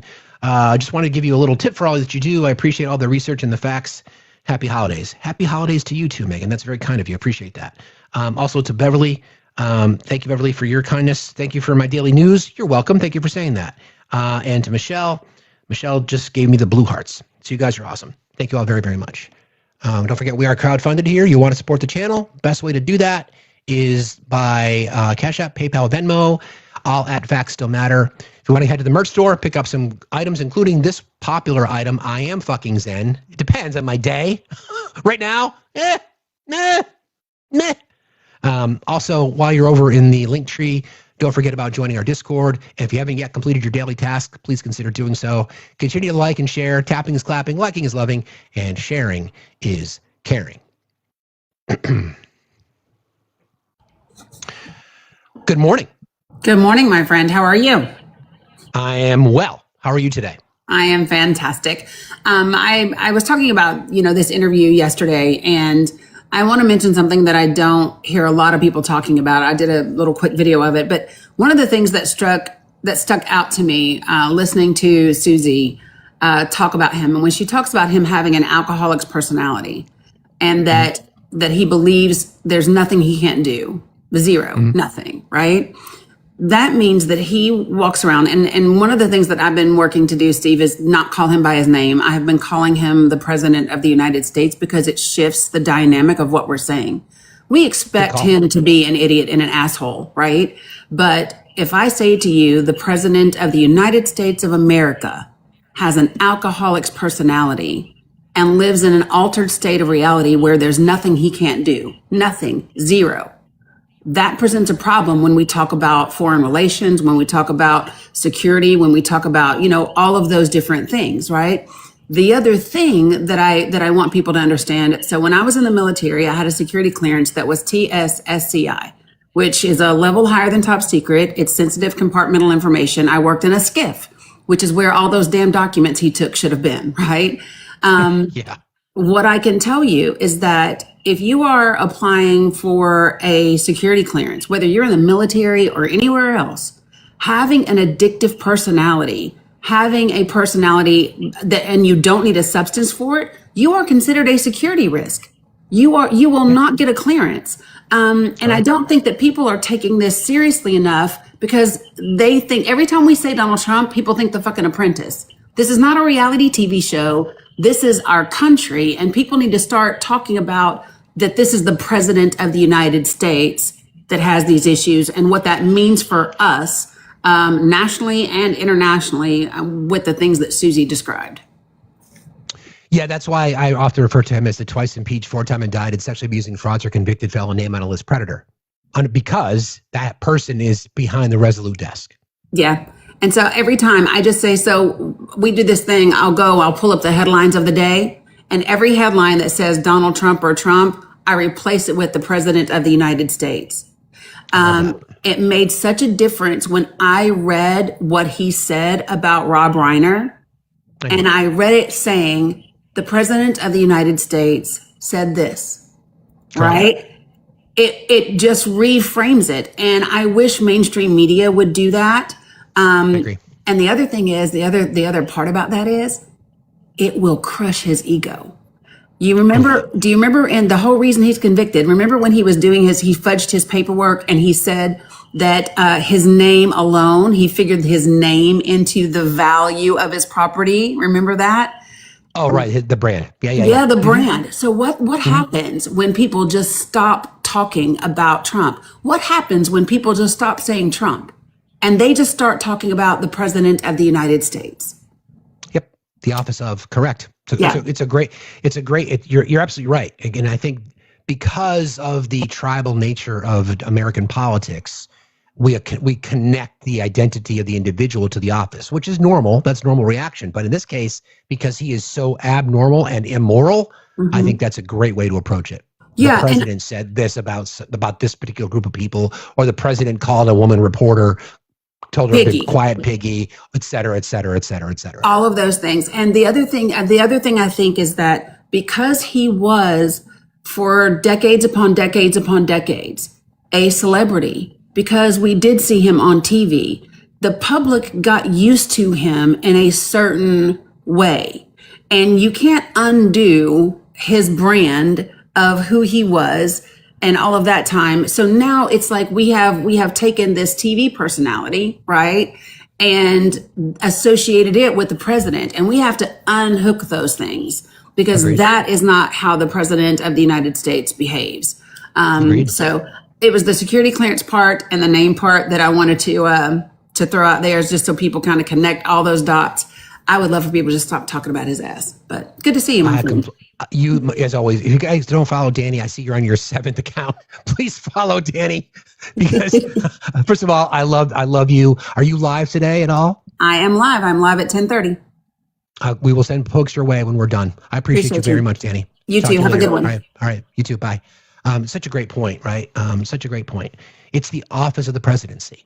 The President of the United States called a female reporter piggy. The President of the United States said to a female reporter, "Are you stupid?" The president of the United States said such horrible and disgusting things about an American citizen after they were murdered in their home by their kid. The president of the United States, this, that. I love that. I will be using that. I'm stealing that, Danny. So thank you. I appreciate you. Okay.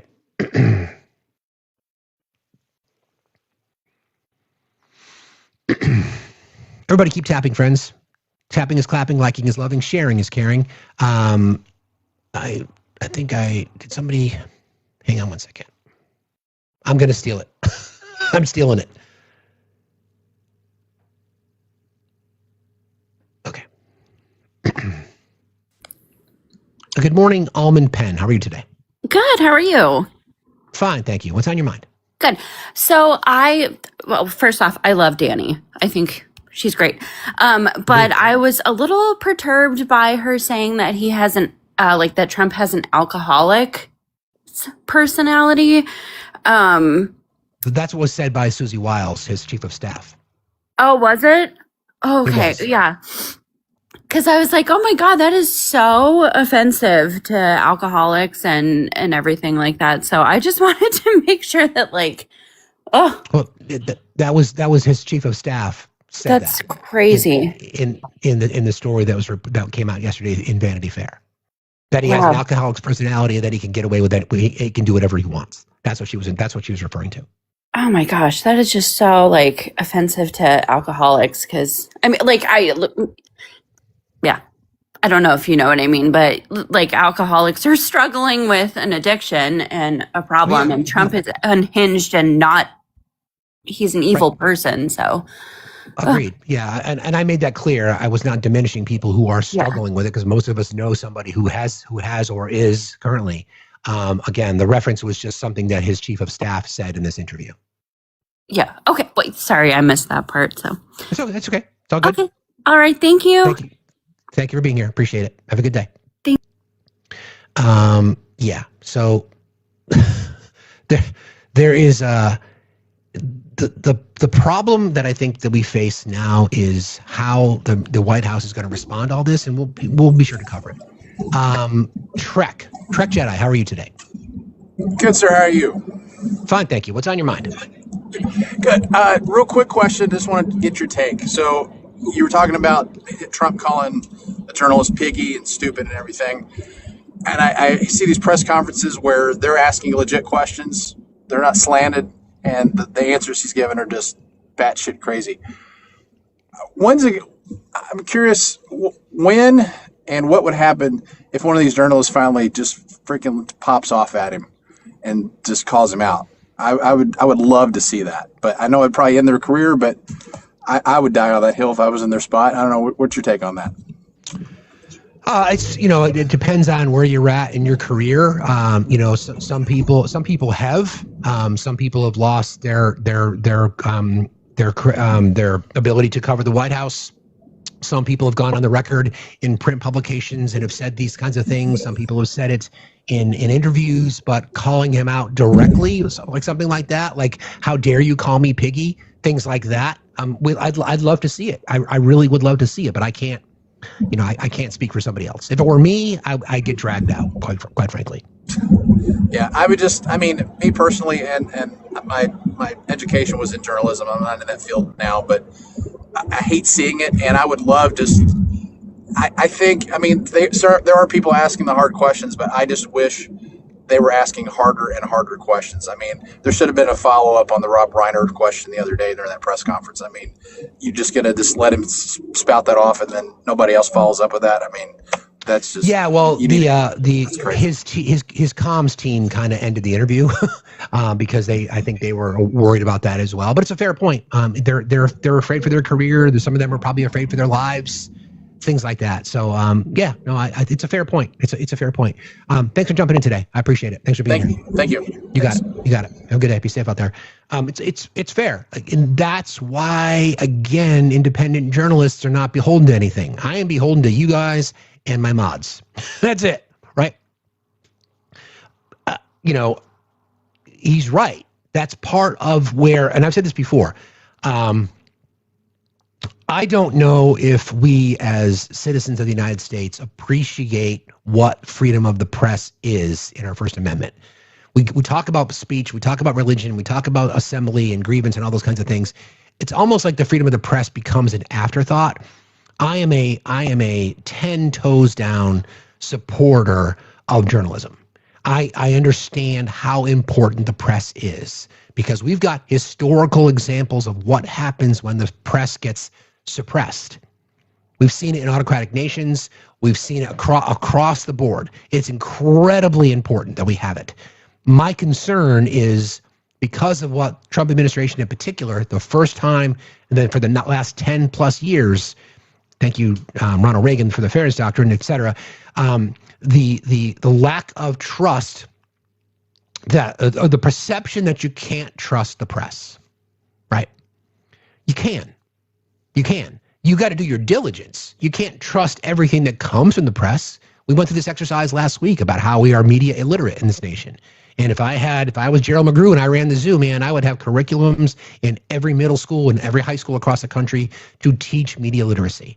And unless we are committed as a nation to doing that, because again, teaching media literacy, and then as you continue your formal education, it teaches you how to critically think. And I'm concerned about that because we people on the left, people in the middle, people on the right, we're all conditioned to seek our bias, right? We're all in that spot. I'm concerned that people will just not pay enough attention. I worry about that. So I will use this opportunity to remind folks, support your independent journalists, because those of us that are out here doing it, we're trying to go right down the fucking middle here. I have called out the left. I've called out the right. I've called out voter apathy. I've called out demographics of voters who don't show up. I want a system that works for all of us. And I firmly believe that the media plays a role, an oversized, or I should say an outsized role potentially now, but it's still incredibly important and we need it desperately. All right, I've got a few more folks that have requested, and now see if I can get to a lot of people today. Got a lot of other things I want to cover on, but since folks requested, I'll bring some folks up. Make that a YouTube series, media literacy. That's a good call, Tracy. I've got a whole curriculum that I've written for high schools and middle schools across the country. Part of what I do in my day-to-day is I do some media training for a lot of my clients, so I'm comfortable in that space. Mustache, how are you today? Hey, man, I'm good. Love your show, by the way. Yeah, no problem. So, what do you think this nationwide, Glaze Fest is going to be about tonight? I just think he'll just double down on the stuff that he did last week in his in that Mount Pocono rally that he did. He's going to talk about affordability. He'll use bullshit words. He'll try to justify the invasions. He's trying to distract people. He wants to get out ahead of this as best he can because the Epstein files are due to be released on Friday. The jobs report number was horrible. We'll go through that in a little bit. The CPI number is going to come out tomorrow. There's no good news. So he's going to come out. He's going to talk about Venezuela. He's going to talk about the Armada. He's going to try to lean in on the toxic masculinity that is right-wing base, fire people up. It's going to have no substance. That's what I figured. There's also going to be probably Christmas Vacation, Home Alone on, Home Alone 2. So tune into that instead, everyone. Yeah. No, good call. Thanks for jumping in. I appreciate it. Yeah, Have a cheers, good day. man. Be safe out there. Thanks, you too. Yeah, so I mean, what else are you going to do? I mean, what else can you talk about? This is an address from the Oval Office. He's not going to take questions, right? So we'll see. All right, shifting gears. Let me just check in with my amazing mod team. Ooh, interesting. So the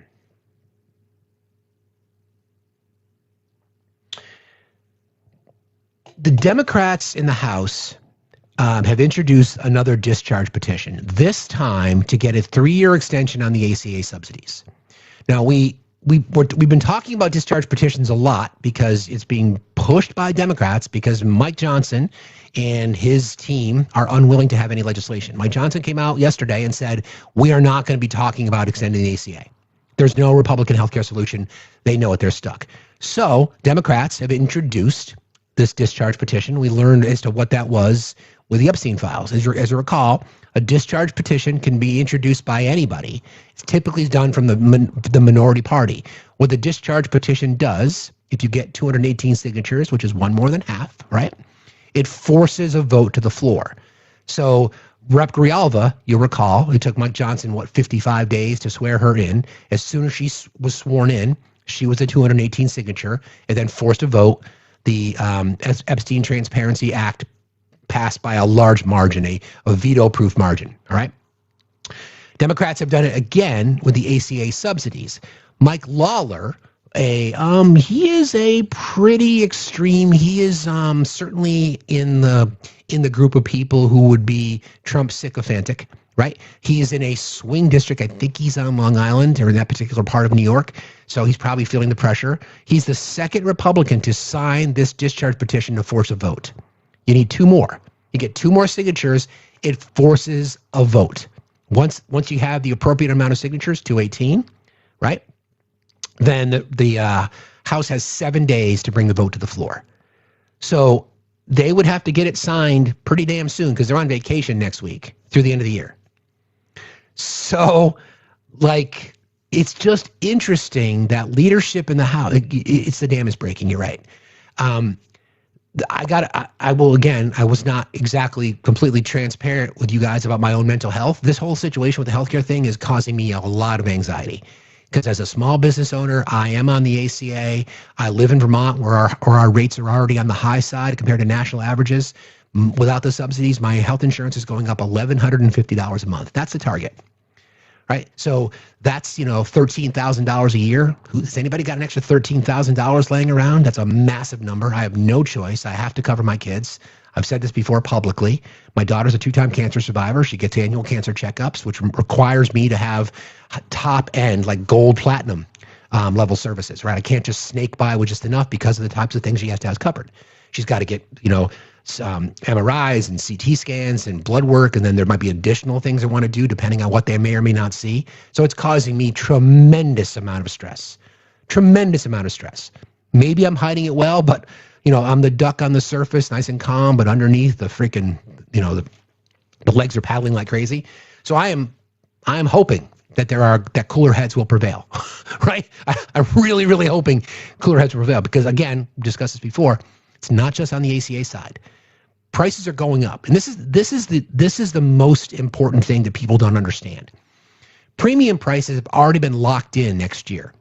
So when HR departments and benefits teams across corporations and companies are reviewing and rolling out their health insurance for next year for their employees, those increases in costs are already baked in. If legislation is passed to put the ACA subsidies back in, which then affects the entire health insurance market, those prices are not coming down. So the predators within the pay-for-profit healthcare system are already going to be making their money. Okay? So that's going to happen, right? That is going to happen no matter what happens. But there is an opportunity here for, I hate to even say this, courageous Republicans to realize that this is a bad fucking idea, that millions of Americans are going to be impacted. I've said this a million times, I'll say it again, 58% of all ACA recipients live in districts represented in Congress by Republicans. 77% live in states that Donald Trump won in 2024. The ACA is gaining popularity. It helps millions of Americans. It guarantees protections for people with pre-existing conditions. My daughter, perfect example. It's bad news. It is a horrible situation, and it's bad news. So we'll see. But for Mike Lawler being the second, who's the first? Does anybody know who the first one is? Could that be Thomas Massey? Maybe. I don't know. But Mike Lawler is now the second Republican who's now signed on. Okay. But it's not affordable. Well, again, but you say it's not affordable, but it's affordable for me It is affordable. You're making the argument for universal health care. We could have that conversation at some point too. But anyway, that's interesting news. So we'll see. Let me just check in over here real quick. Okay. Okay. Real quick, I'm going to play some sound from Mike Johnson. He's being pressed on CNBC by Aaron Sorkin. The topic is about Rob Reiner. I haven't listened to the clip yet, but I'll play it for you anyway. Here we go. I'm going to ask you a question I don't think you're going to love, but I do want to ask you about it because you were asked it, but you didn't answer it earlier this week. And it's actually about the president's remarks about Rob Reiner and the murder that took place over the weekend and some of the disparaging comments that he made. You've talked so much about character over the years, and I wonder if you would just speak to the comments that the president made, especially in light of the fact that, he was shot a year and a half ago, and there are a lot of people on the other side of the political aisle who came to the president's defense, praised the president. And I think in a moment like this, when the country sees something like this and then sees the president make these comments, and then you were asked about them and didn't comment on them. So I wanted to hear your thoughts. Well, I did comment at length. They just didn't replay that part. No surprise here. No, Capitol Hill Press Corps. But what I said was straight from the heart. I heard about it coming out of an event in the morning when the news broke. And my comment was that, obviously it's an unspeakable family tragedy in the Reiner family. Just a horrible thing to think of. The son is apparently the... First of all, we played the sound, you little bitch. You walked away. We played your sound. You were asked multiple times if you would like to condemn what the president said, and you ran away, you little bitch. And I scolded you when you got home. You wanted your applesauce with cinnamon. I said, fuck no, you little bitch. Why didn't you just answer the question, you little bitch? Get back in the corner, bitch boy. The murderer of his parents, but it also speaks to the rampant evil and violence in our society, there's root causes of that we try to address here every day as well, but it's ultimately a human heart issue. But our prayers are with the Reiner family and everybody involved. And I said, I immediately go to scripture in my head, and I was thinking of Psalm 34. And it says, the Lord is close to the brokenhearted. He saves those who are crushed in spirit. Nobody cares. That's my reaction. That's what what about the president's comments every day here. Yeah, I think you could hold two ideas in your head at the same time and say that you can praise the president about many things and you can condemn the president's comments about certain things. And in this case, I'm asking you about that. Yeah, look, I know. I'm asked to give running commentary on everything that the president says every 5 minutes of the day. Then how about you answer the fucking question, you little fucking bitch? It's pretty simple. Answer the question. As well as all of my colleagues here. And yes, we got many ideas at the same time. I don't communicate the same way. I am my own person, and I speak, from my voice. And the president and I address issues differently sometimes. That's not the way I would have done it. It's not the way I have done it. That's my comment on it. I don't know what else I can say. Speaker Jones, I want to thank you. Really? The last quote was, that's not the way I would have done it. I don't know what else I can say. Maybe, since you're a man of God, bitch boy, you could have said what the president said was unacceptable. In a climate where we've got political violence and just violence in general across the nation, we cannot have the president of the United States saying such things as what he said. We need to unify as a country. If you want to lean on your faith, then, Mike, you want to quote your various favorite parts of scripture, then you can do it then. But you can't even, you are so fucking pathetic and you are so fucking weak that you can't even condemn the president for what everybody across all political spectrums and ideologies, and no matter whether you're a Republican or a Democrat, everybody is criticizing him. But you can't? But you can't criticize him? Really? What about the president's comments? That's not the way I would have done it. I don't know what else I can say. Oh, Deuce is wild, but we need me. Okay. Do you know what Steve wants for Christmas? Steve wants to sit down across the table from Bitch Boy and allow me to interview that fucker. And somebody can tape it, and then I could sell tickets, and he wouldn't answer a question. I would charm him, right? I would whisper sweet nothings. I'd be like, Mike, let's chat, you and I. You look really nice today, Mike. I like how your hair is parted. You know, your eyes are glistening behind the camera. So I'd like to have a conversation. So Mike, why are you such a little fucking bitch? I probably wouldn't start there. Mike, why are you such a cuck to the president? I probably wouldn't start there either. Mike, do you have a fucking clue about anything? Why are you such a little bitch? And then when he got home that night, I'd spank him, but I wouldn't know because he'd like that too much. I'd take away his Bible and I'd put him in a room with the most. I would put him in a room with the band Disturbed playing over and over and over and over again. That's a fucking disgusting thing to say.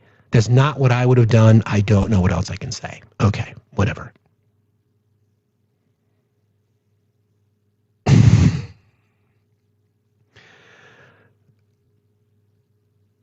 Since we're talking about Bitch Boy, I wasn't going to get into this now, but I will. The discharge petition. I was curious about this because the reason that this is happening is because I'll definitely take away his Bible. Oh, you know what I would do? I would rip pages out of his Bible in front of him. And then I would crumple them up and I'd throw them at him. And then I would deny him. He's probably the kind of guy who likes flat soda. Or if you're in the Midwest, pop. Whatever the fuck you are, we'll call it soda. He probably likes flat soda. He probably likes things lukewarm. He probably wears white socks with Crocs. He probably wears pleated jorts. You're right, he likes room temperature coffee. Has to be room temperature, right? He's probably the kind of guy that puts a fork in the microwave and watches it so he can get off. He's probably the kind of guy that thinks like wide wale corduroys with pleats are still in style for men. Yeah.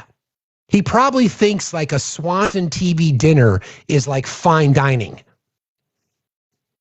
Anyway. Sorry, my fucking brain went there. The discharge petition, the reason it keeps coming up is because there is just absolutely there's this revolt within the Republican Party about all these members of the Republican caucus that are talking about resigning.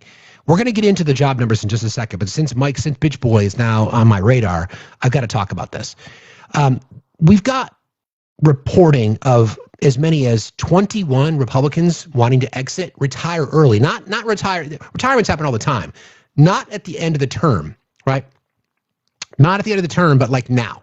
MTG's made it very, very clear that after she gets her pension on January 5th, I'm going to play some sound. Excuse me. I'm going to play some sound from her. I haven't wanted to because I don't want to let her, play the victim card because she's a horrible fucking human being. She is a see you next Tuesday, in my opinion, but I'll play it because she speaks about things that are interesting in the way she said that. I'll do that in just a moment. But this is reported from, this is from Politico. Multiple Republican lawmakers and aides have told the journalists reporting on this. This is from Mary Ensign. I don't exactly sure how to pronounce her name, but has told her that there's an exodus of House Republicans likely in the coming weeks. One estimate puts that number as high as 20, with most retirements expected from members in safe Republican seats and thus unlikely to imperil the majority, although who knows. 23 of the 39 House members who have already announced plans to retire or run for other offices are Republicans, on track to easily surpass the number of exits during the last Congress when 21 Republicans were among the 45 House members who left at the end of their terms.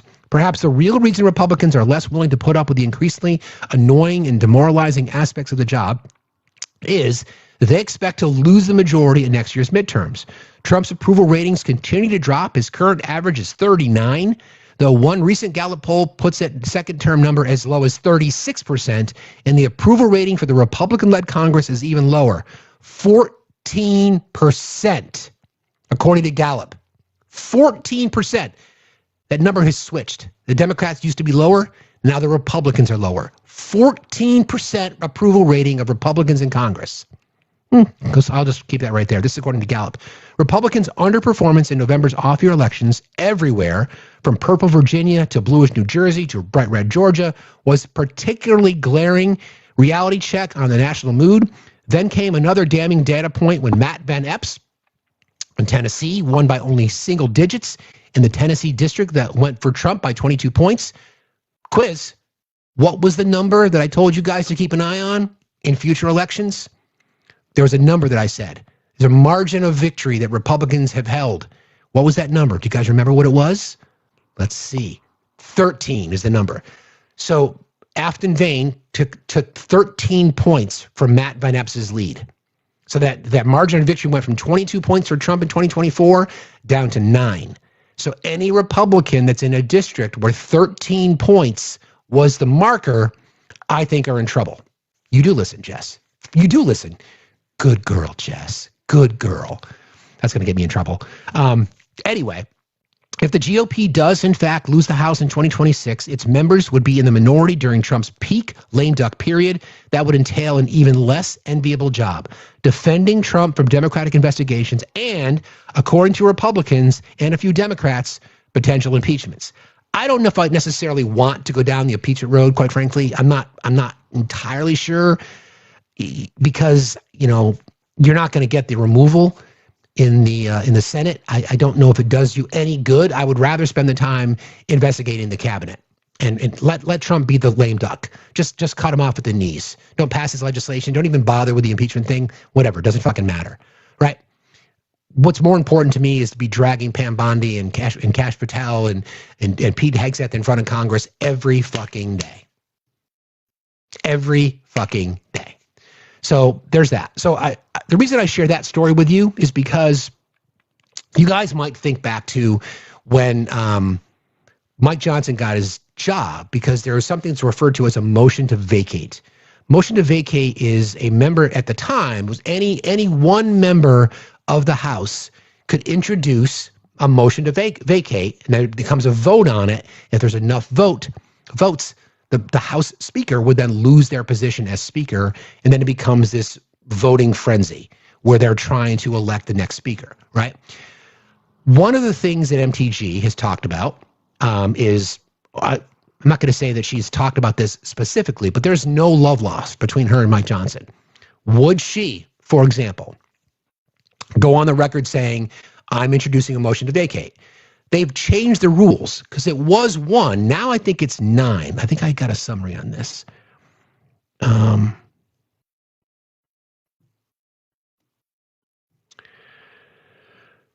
It used to be a single member rule.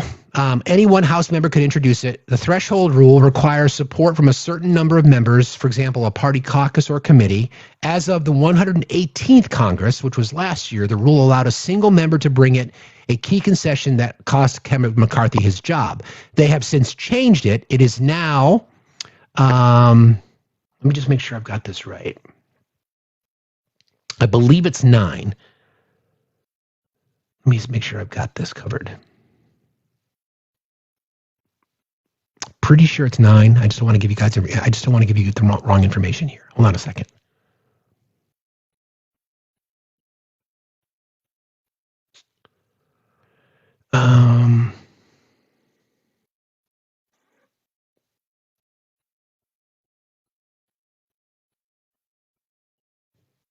Stand by.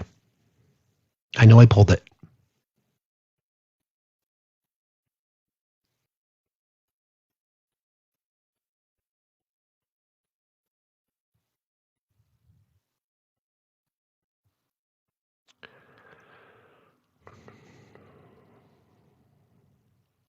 Yes, it's now 9.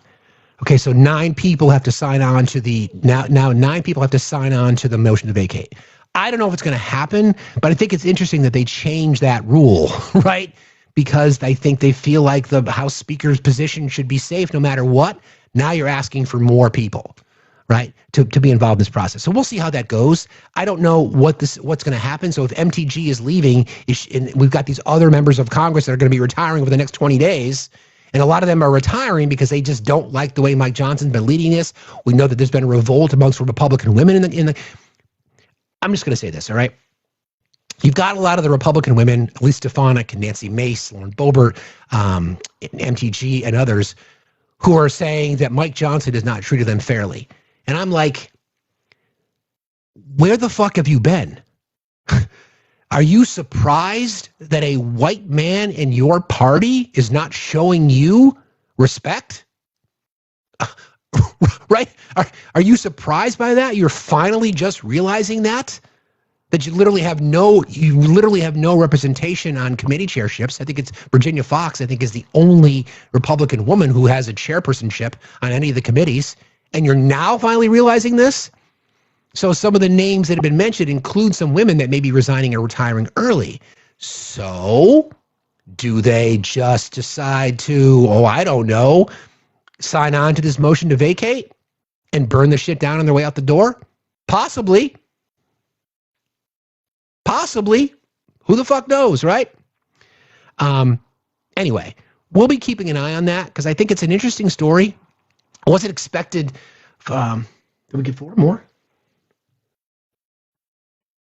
Oh, we're up to 4 now?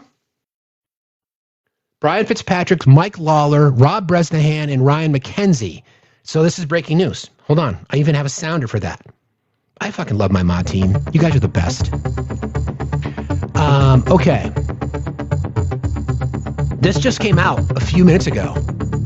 4 House Republicans joined Democrats Wednesday to force a House vote on a straight 3-year extension of the enhanced Obamacare tax credits that will expire on December 31st, delivering a sharp rebuke to my little bitch boy. Reps Brian Fitzpatrick of Pennsylvania, Mike Lawler of New York, Rob Bresnahan of Pennsylvania, and Ryan McKenzie of Pennsylvania signed the discharge petition filed by House Minority Leader Hakeem Jeffries hours after House GOP leaders rejected attempts by Fitzpatrick and other Republican moderates to seek a floor vote on extending the subsidies used by more than 20 million Americans. Fitzpatrick said in a late-night House Rules Committee meeting Tuesday, quote, "The only thing worse than a clean extension would be expiration, and I would make that decision." Lawler added that the only feasible path forward is a discharge petition if GOP leaders reject a floor vote. Under House rules, discharge petition is subject to a waiting period, meaning no vote could happen until next month, though Johnson could choose to move sooner. We've worked for months to craft a 2-party solution to address these expiring health care credits, Fitzpatrick said in a statement this morning. Our only request was a floor vote on this compromise so that the American people's voice could be heard on this issue. That request was rejected. Unfortunately, it is House leadership themselves that have forced this outcome. Jeffrey calls the discharge petition, quote, "the most straightforward path to ensuring that tens of millions of Americans don't have their health care ripped away from them because of the expiration of the Affordable Care Act tax credits." See, things are moving fast. Again, hearts in the chat for my mods, please, because they are watching the wire, as they say. So again, Brian Fitzpatrick, Mike Lawler, Rob Bresnahan, and Ryan McKenzie. 4 Republicans who have signed on to the discharge petition. Now that forces the vote. I think the House is on recess Friday through the end of the year. So I don't know if that means they're going to vote on this. I can't see Mike Johnson voting on this, calling a floor vote. So health insurance for 25 millions of Americans are going to expire at the end of this year. That's just real. It's interesting. So back to my point about how people in the Republican caucus, they're asking for a 3-year extension. That's right. People in the Republican caucus are so frustrated with leadership. All they asked for was a floor vote. And Republican leadership said no. The reason they said no is because they know it would pass. I want people to think about that for a second, okay? Republicans this goes back to the government shutdown. Let me rewind a little bit, all right? I know I remember that day. I was alone on the island because I felt what the Democrats did by signing on to open the government was a strategic play. And I based it on what's happening now. I'm not going to sit here and say that I told you so, but here's the reality, right? What that did is put the burden on Republicans to solve the healthcare crisis. All right? And they haven't been able to do it, right? Now, there was concern that we're going to lose momentum. There was concern that we're going to lose energy. None of that happened. I didn't think it would. None of that happened. Election turnout was still high, still won special elections. Polling numbers still favor the Democrats. The president's job approval ratings in the shitter. Republicans are now seen as 14% on the approval side, right? And Republicans do not have a plan. The government is scheduled to shut down again in January, all right? So here we are, Republicans with the opportunity to solve the healthcare crisis, and they don't have an answer. They talk about HSAs, not going to fucking work. They talk about how broken the ACA is. Listen, it's not perfect, I can tell you that, but it insures myself and my family and millions of others. So it's easy to criticize something. It's easy to, when you don't have something else. You can point fingers and you can blame all you want to, but guess what? The winds are no longer behind them because they don't have a solution. So these four Republicans are like, again, it's political for them. They probably represent districts that are potentially at risk. Mike Lawler's in a swing district for sure. Here we are. Here's your discharge petition. It's now got enough signatures. The ball is in Mike Johnson's court. He cannot deny a vote. He's got to bring it to the floor. He can delay, though. What's he going to do? So I think that, again, supports my motion to vacate argument, because there are people in his own caucus that are so fucking tired of his bullshit. He's been the speaker over two of the most unproductive Congresses that we have ever had. There's no denying that. You can just look at legislation. You can just look at all these kinds of things that are happening. I've never been a huge fan of Nancy Pelosi, but she never called a vote unless she knows she has the votes. Seriously, she was respected by both sides of the aisle before the whole Trump bullshit. She was really respected. I'm not a fan of hers. I'm glad she's retiring. It's time to move on. But she knew her job and she knew what she had to do. She knew how to whip the vote. Mike Johnson likes to whip, but not like you'd think. Hey now. Anyway, so that's interesting. So we'll watch that shit. Okay, let me go back to MTG. So I just wanted to play this sound for you. She's on with Alex Jones. I don't necessarily want to play sound from MTG, but it's just really interesting how she says what she says here. I'm, again, not a fan of Alex Jones for sure. The fact that MTG is going on his show tells you who she is, but just the way in which she described her last few weeks in Congress, I think are really, really interesting. Here you go. I am not in a cult. People that think they have to defend every single letter or word or sentence of President Trump, if you think that's what you have to do, you are in a cult. I am not in a cult. I elected President Trump. I fought for him and put him in the White House. And again, I'll remind everybody, voted with him 98% of the time. Put him in the White House because I believed in America First policies. I don't believe in fighting every foreign war. I do not believe in calling affordability crisis. I don't believe that's a hoax. I don't believe raping 14 and 16-year-olds is a hoax. And and President Trump, I went against him on bringing 600,000 Chinese foreign students, continuing that in so America. Marjorie, in closing, you got to come back again soon. H-1B visas. I don't support H-1B visas, and I don't support the state moratorium, AI state moratorium, taking away state rights on AI. I support state rights to regulate and make laws on AI. No, I agree. Let me stop you. You've always been on fire. You've always got a great record, always gut level, know you're good. My spirit tells me that. But in closing, you got to come back soon. I have a 100% voting record, a conservative voting record, Alex. People need to judge me by my actions. Oh, we do. And not by garbage on social media. I mean, she's not wrong about a lot of those things, right? As vile and despicable as a human being that MTG is, and she is, she's not wrong about a lot of those things. She's been pretty consistent in her bullshit, but she's been consistent. So she's out the door the day after she gets her pension, by the way. which is not surprising me. A lot of people who are going to retire from Congress are going to do the same thing. Once you get your pension, get your certain amount of hours and years in, you're going to leave. She's going to leave too. She's $27 million richer. Okay. So let's call it what it is. But here we are. We're at this. We're really for political science junkies and wonks and people like me who really pay attention to the inner workings. This is fascinating to me. I got to tell you, because you've got a party that gained power based on just lying to the American public about things, numerous things, right? Numerous things, just constantly lying, hate-filled rhetoric, white supremacist talking points, Christian nationalist bullshit. And you've got people within the party now saying, this is crazy. We're here to try to do a job. Sure, I like President Trump's policies, whatever that might be, but we can't get anything done because our leadership won't let us get anything done. We're going to lose the election, not because we don't want to solve problems of the American people, because our leaders won't let us. Our leaders won't let us do anything. We want to do something. Let's have a debate about healthcare. So people like Brian Fitzpatrick and Mike Lawler, those guys have been talking about a healthcare solution for a while, to their credit. They don't want a healthcare solution that's going to benefit everybody, but this is the leadership issue. This comes down to leadership. With leadership comes responsibility, and bitch boy is just failing every fucking time. Every fucking time. Every time.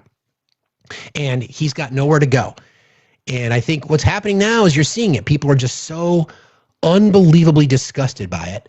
And I don't know how they get out of it other than people just running for the hills. And that's what you're going to see. You're going to see a lot of people that are just going to be jumping ship because they know the political tea leaves are out there.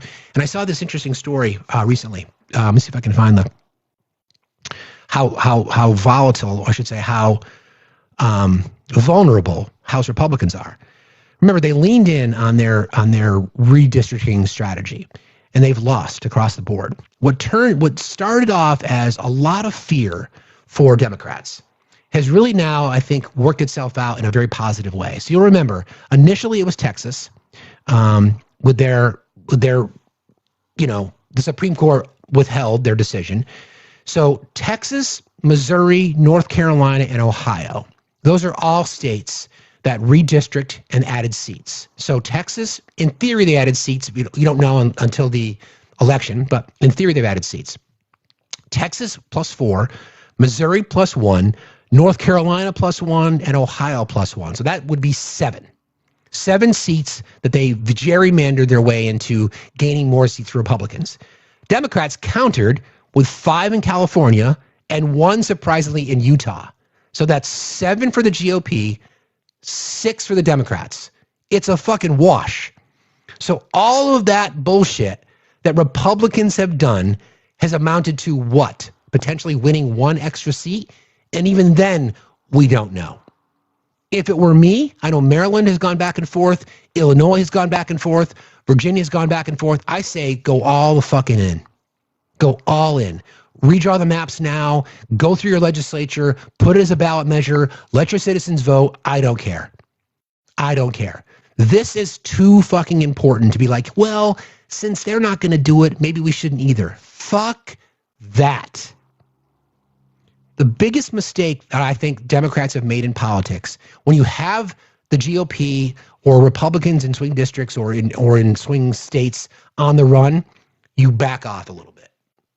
No. I want to, figuratively speaking, put my foot on their neck. I want to take power. I want to take power in the House back so much, 35, 40, 50 seats. I want to fight for the Senate. I think the Senate is winnable. I really, really do. Just because of all the polling that we've seen. I really think the Senate is winnable. I may be the only one that thinks that, but I'm looking at Ohio, I'm looking at North Carolina, I'm looking at Maine, and to be honest, I'm starting to look at Texas. I'm really starting to look at Texas. Now, Texas is not a party registration because there are more registered Democrats in Texas than there are Republicans. Texas is about voter suppression. So that's their game. There are more registered Democrats in Texas than there are Republicans. So Arkansas, I don't know. I mean, Arkansas is weird. You know, there are a few senators that we see all the time, and we're like, how can people still elect these guys? I think it's Amy McGrath. Sam, you can correct me if I'm wrong about that. I think Amy McGrath is potentially running again against or to fill the seat vacated by the Turtle. I think so. Maybe I could be wrong about that. Sherrod Brown is considered. I think he's actually declared at this point. That's right. That's Kentucky. That's right. That's Kentucky. My bad. Thank you for that. Sherrod Brown is running again in Ohio. He was very, very popular, a moderate across the board, right? He's somebody who can draw votes from all sectors. There's even talk about John Tester throwing his hat back in the ring again for Montana. All these things are there. And the question is, what is the DNC going to do? And what are moderates going to do? Are they going to listen to the left of their party and say, if you run on this shit, if you run on affordability, if you run on healthcare, if you run on freedom, if you run on law and order, these are winnable issues. We've seen it across the board in this entire country. So I just hope that they keep the pressure on. I don't want them to back off. If Illinois was planning on redistricting based on the Texas decision, then fucking do it anyway. Maryland, Virginia, do it. Just do it. Who fucking cares?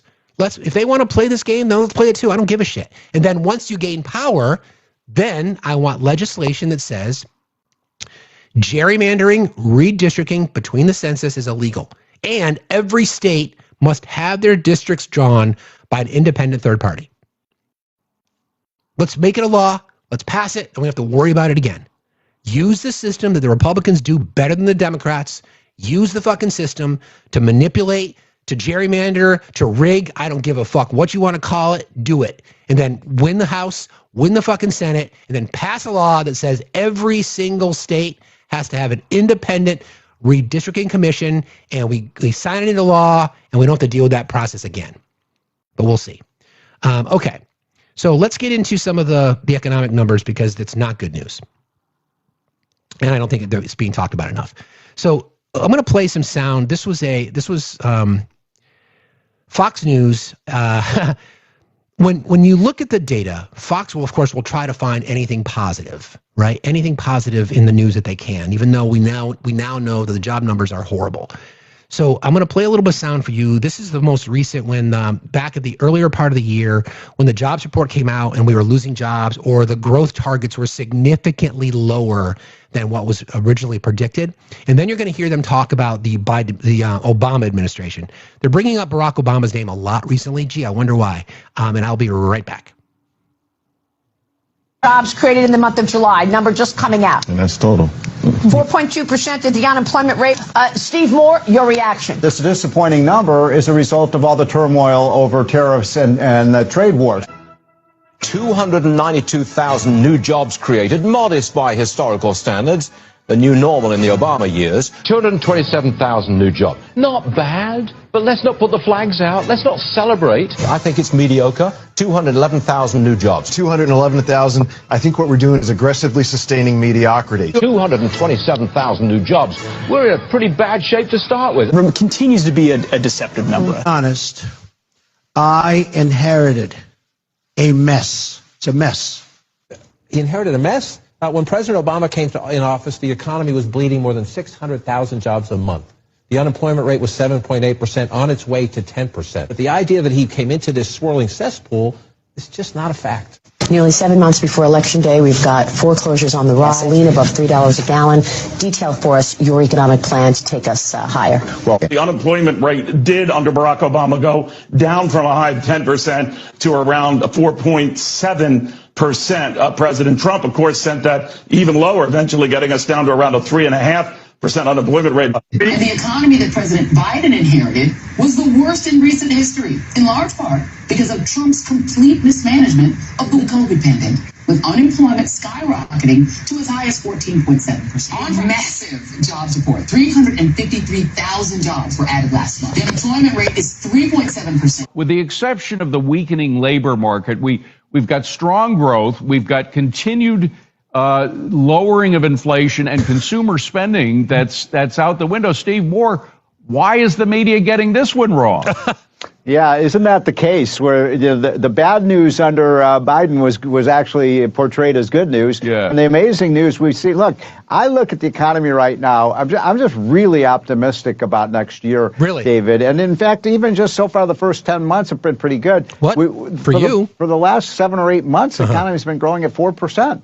That's a blockbuster number. Look, no, I think it's a really strong economy, and I think next year is going to be better when the tax cut kicks in. This tax plan would balloon the deficit and the national debt. Department released the nation's monthly bank statement, cover the children's eyes, if you will, showing America $779 billion in the red for fiscal 2018. The biggest reason we've got the deficit increasing is the tax law that we just passed. It just seems that the economy does better under the Democrats than the Republicans.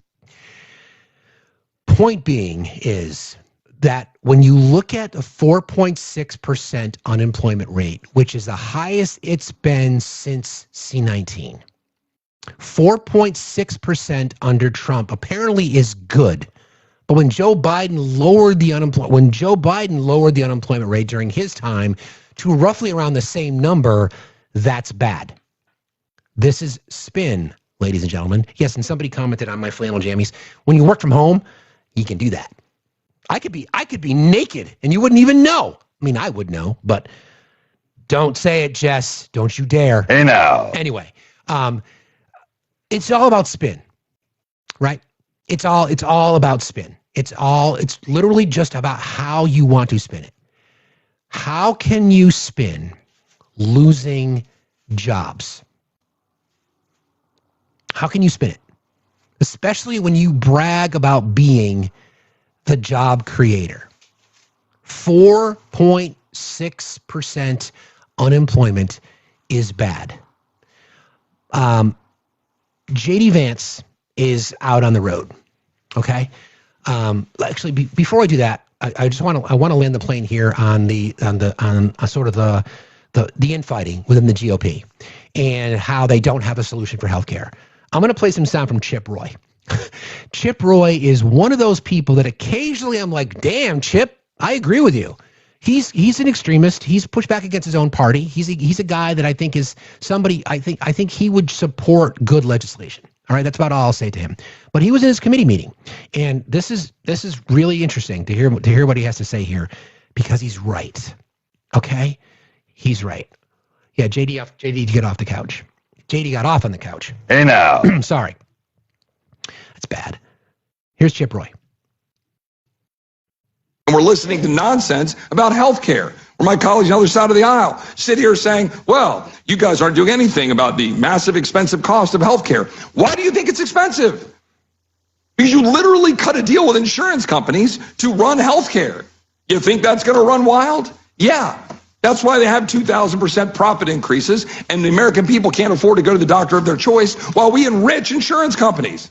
And yet Republicans will complain about it, and then they'll offer milquetoast garbage like we're offering this week, and then go home at Christmas and say, look at what we're doing. We're campaigning on reducing health care. Well, congratulations. At some point, people will look at this body and say, maybe we should get rid of all 435 members of the House and all 100 members of the Senate and start over, because Congress is literally failing the American people. I yield back. I don't have any notes. I mean, to be honest, we certainly know that profits have soared in the healthcare system, the for-profit healthcare system. We certainly know that. There's no denying that. We all know that the ACA is not the perfect solution. There's good and bad in all of it. It's not the only reason premiums have gone up, but it certainly has contributed to it. No doubt about it. No doubt about it at all. And he's right. The fucking Republicans, their response is to do nothing. Milquetoast garbage, he calls it. It took a discharge petition with 4, I use the term, courageous Republicans to say, we got to fix this. We don't have a solution, but we cannot let 25 million Americans lose their health care or face crazy costs. So for those of you who watch our show every single day, okay, for those of you who are non-participants in voting, like you're not active voters, like you're just kind of like, yeah, I don't believe in the system. I would like you to use me as the influential voice on your shoulder. Okay. I don't necessarily feel like I want to get involved, but I watch Steve every single day, and I like what he stands for. And from what he's told me, he's on the ACA, and he's going to lose, or his health insurance is going to go up $1,100 a month in 2 weeks. Okay? I can vote for a Democrat. I can find myself going to the polls and voting for a Democrat because I like Steve. I like what he stands for. Make it personal. Make it personal. Ask people around you that you know. Make it personal. It doesn't, I hate the fact that healthcare, women's rights to their body, protection for marginalized communities, and food becomes political. It shouldn't be. It's only political here in our country. It's only political here because we are run by a bunch of Christian nationalists influenced by corporations with deep fucking pockets. And as long as they benefit, fuck everybody else. Please, please, please, please attempt to vote with your conscience once in a while. It won't kill you. It really won't. Let me check in over here. It's frustrating. It just drives me fucking crazy, right? Exactly. I have to have, my daughter's got to be covered. If it was just me, I'm not going to do that because I know it's going to drive everybody else's costs up, but she's got an appointment in February. That's the first every February. She goes for a panel. We're at the hospital all fucking day. It's the same cycle. It's the same cycle. I don't have insurance. If I can't afford it, I'll figure it out like I always do, right? I don't know what that looks like just yet, but I will. But that's what I'm talking about. Make it personal. All right. Big thank you to thank you to Amy. Thank you for your hard work and dedication. Thank you, Amy. I appreciate you saying that. It's very kind of you. Also, thank you to Reagan. Reagan says, thank you for what you do. I appreciate that. I do this because it's important, you guys, in case you don't know that. It's important. And I care about this shit. And I want people's lives to be better. Also, thank you to over on the Green app. Thank you for Pam for your kindness. I really appreciate all you guys. We can probably hit this out today, guys. There's 1,800 people in here. Let's see if we can take care of that. And I don't have to ask again. I appreciate you all very much. So J.D. Vance is out on the road a lot. And I think it's by design. J.D. Vance is not stupid, right? He's got the charisma of a fucking, wet paper bag, but he's out on the road. And they're putting him out there because he's hoping that the administration is hoping that he can help deliver the message. So it goes back to the cabinet meetings. I'm going to play a series of clips here, right? This goes back to the cabinet meeting. The entire argument from the right has, for years now, well, for the last year, has been to blame the Biden administration. What about Biden? They got to find a way. They got to find somebody to blame because, of course, they themselves can't accept the fact that their entire economic agenda has been built based on lies. We learned that from what Susie Wiles was talking about, how people in the administration were unexpectedly disappointed in their economic policy that has been driving people, that have been driving prices up. We know that.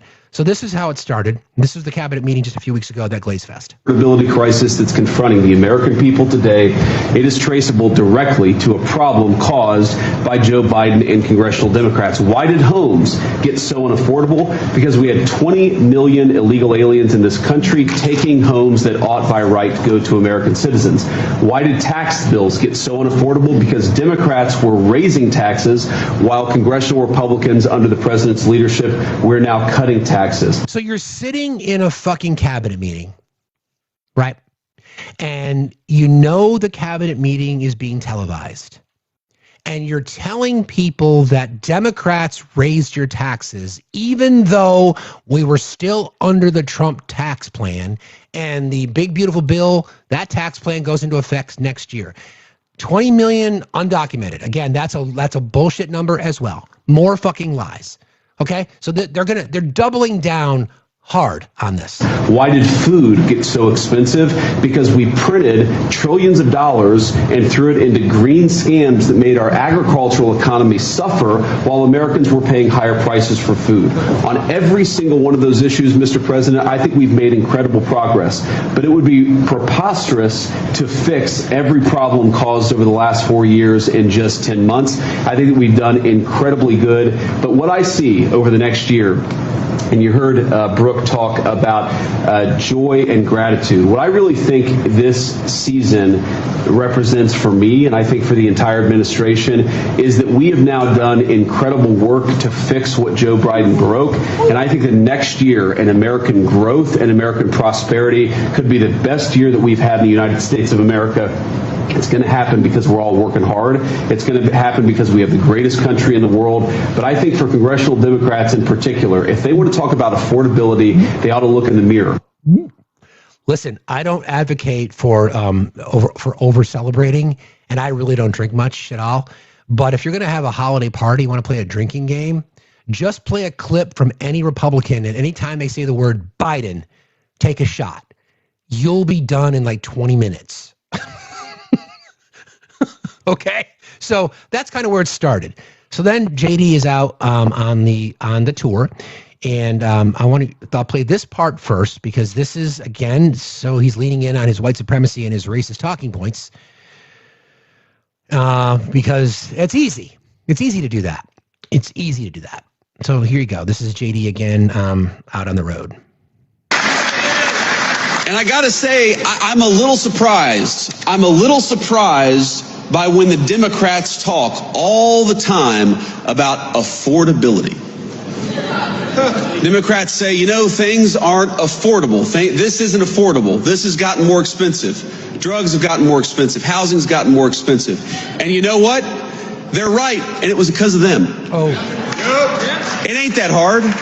If you go back to the 4 years of the Biden administration, why did housing get so expensive, double in price during the Biden administration? It's because Joe Biden let in 20 million illegal immigrants who took homes that ought by right go to American citizens and to the people of this great state. By the way, so that whole 20 million number is complete bullshit. By all estimates, including from the DHS themselves and from ICE, the number is roughly between 2 and 5 million.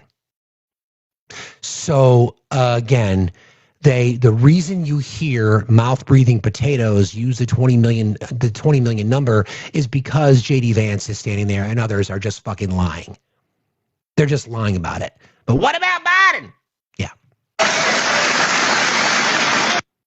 So that's part of it. And then the issue of jobs. Okay, so we got a really bad jobs report, and I want you to listen to how. Holy shit. I want you to listen to how he tries to explain this. And then, of course, I brought the receipts. So we'll talk about that in just a second. This is, again, JD doing his JD thing, getting up off the couch, looking for the coins that he dropped in the crack of the couch. I'm not going to go there. That was bad. Here you go. So a reporter asked him a question about the jobs report, and this is how he responds. This morning, you said 60,000 jobs were added in November. However, it also said 100,000 jobs were lost in October, and the unemployment rate currently stands at 4.6%, which is the highest since the pandemic. So my question is, how do you inspire companies to hire people if people don't have jobs? Income tax cuts aren't going to help them. Now, you mentioned, this is an important point. You mentioned the unemployment rate ticking up to 4.6%. I think this is a very, very important point, because you know what that means? What that data shows, you got to get in the weeds a little bit, the unemployment rate only counts the people who are looking for work.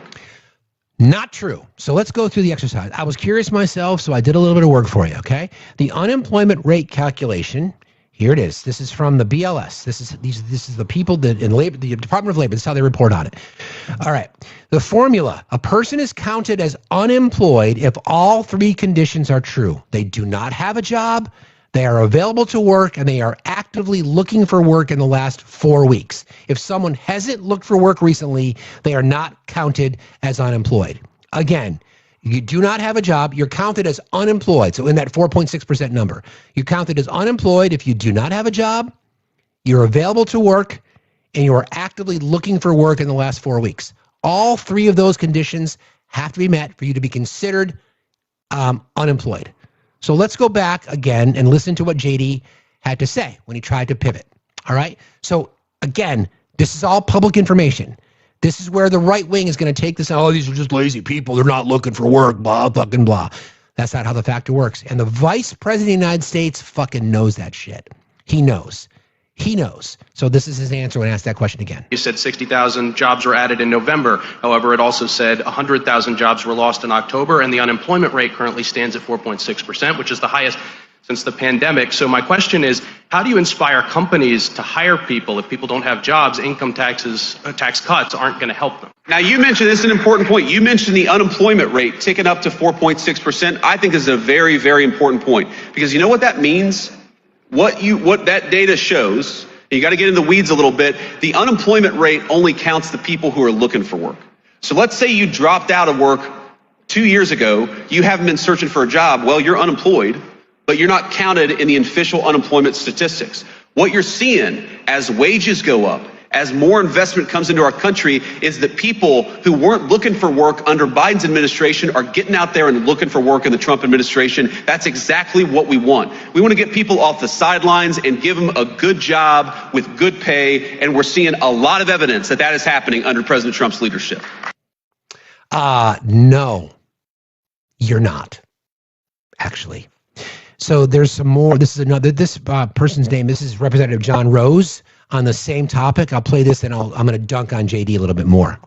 It takes time to turn a ship around, et cetera. The message of it's only just starting. But when President Trump talked about the economy last night, he said a lot of things that were just not true. On inflation, Trump said he inherited the worst inflation in U.S. history. In reality, he inherited 3% inflation, which is what it is now. It is true. Okay, if you want to play the drinking game, be careful. It's 10:50. It's 5 o'clock somewhere. But this gentleman, Representative John Rose, is going to put you is going to literally say it's closing time because you're going to get cut off. Again, I'm glad Jake Tapper called this out, that the Trump administration always goes to say, well, we inherited this. No, you inherited 3%. That's what you inherited, right? January 1st, January 20th, 2025, you inherited 3%.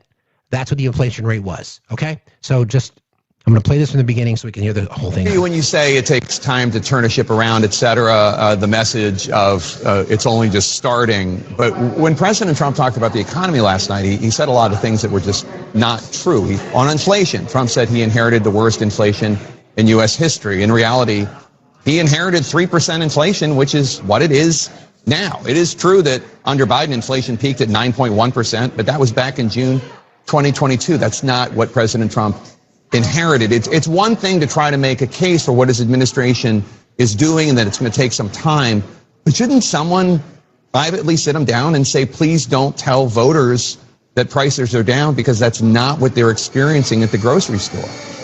Well, I think we do see prices for many things actually coming down.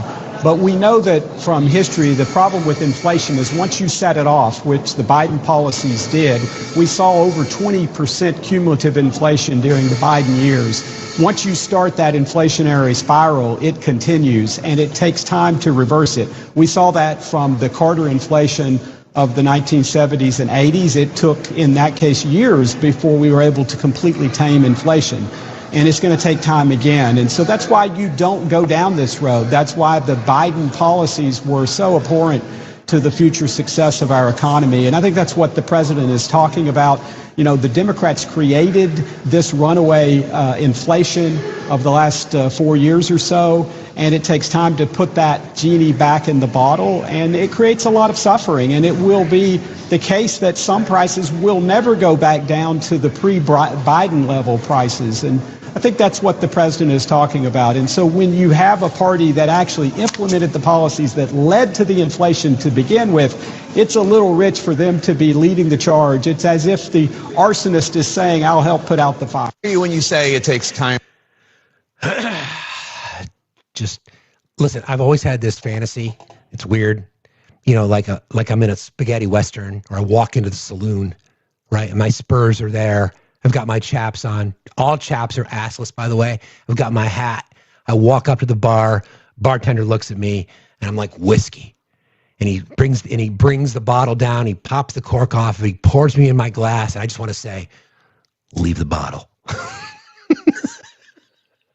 So if you want to play our little drinking game, if you want to play our little drinking game, then you might as well just leave the bottle.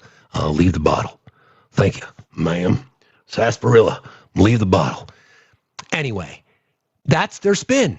they're still going to hold on to trying to blame the Biden administration for everything. What about Biden? I mean, that's literally their entire fucking game. So let's look at some of the numbers, shall we? Because, and there's one more bit of sound that I want to play for you. Hang on one second. Is this the one? And then we're going to spend some time on Lady G, because Lady G's got some explaining to do. Some splaining to do. Is this the one? The argument that they're making is getting rid of the bureaucracy, right? Eggs and gas are cheap. Okay, cool. Is getting rid of the bureaucracy and about firing government employees. And that is true, because that's part of where the job issue comes from. But there are job losses in all sectors. It's not just in government jobs. They're across the board in every single sector. So I pulled the data again from the BLS. We've got, let's see. Where is it? Is this the one?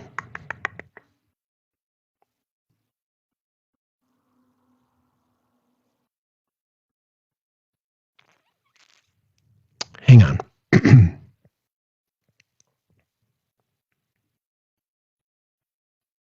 Cover the unemployment rate. Yes, got that.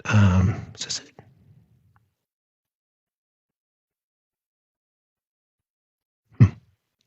Stand by. Okay, here we go. So the largest sector that has lost jobs has been in government. Government federal jobs, it looks like the estimates are, again, from the BLS. Total non-farm, is this the right one? Pull this data. Okay, here we go. So this is from the BLS. 271,000 federal government jobs lost since January. Transportation and warehousing, 78,000 jobs lost since February. Manufacturing, 74,000 jobs lost since January. Mining and logging, 7,000 jobs lost since January. Across the board, in all sectors, not just in government. Sure, the federal government fired a bunch of employers. That's why you're starting to see this spike, because again, they were offered their like buyout or their retirement early package that extended to the end of October. Part of the reason why they did not want the information to come out when it's scheduled, so they blame Democrats for that as well. Okay? So we're talking across all sectors. Don't forget, we've been losing, and to be fair, I looked at this as well. We've been losing manufacturing jobs for a long time. We lost in 2023. It was relatively flat, minor losses. In 2024, we lost around 87,000 manufacturing jobs. So far this year to date, actually this goes through the end of September, according to the Bureau of Labor, we've lost 78,000 manufacturing jobs through the month of September. Okay, so we're on pace, based on that trend line, to have lost by the end of the year well over 100,000 manufacturing jobs. Now, the entire argument for the tariff policy was to bring manufacturing jobs back. We have been losing manufacturing jobs for the better part of a decade and a half. So we are not a manufacturing nation, and we don't need to be. We shouldn't want to be, right? This is the argument that I think Democratic messaging around this has been poor. Very, very poor. And I think Republican messaging is in denial. You're not going to get companies investing in building these big manufacturing facilities. It's not going to happen. Makes absolutely no economic sense. None whatsoever. Makes no economic sense. You're losing jobs in the tech sector. Amazon and other Silicon Valley companies laying off people in the thousands. We're losing jobs everywhere. What we should be doing is propping up industries that we had leads in. For example, in AI. But instead, what our president did was, let's give China access to NVIDIA chips so that they can close the gap on AI. Why the fuck would we do that? Oh, I know. So the president can enrich himself somehow, some way. There's no way out of this. The rhetorical argument is they've lost the fucking plot. These numbers are bad, no matter how you slice and dice them, across every fucking industry.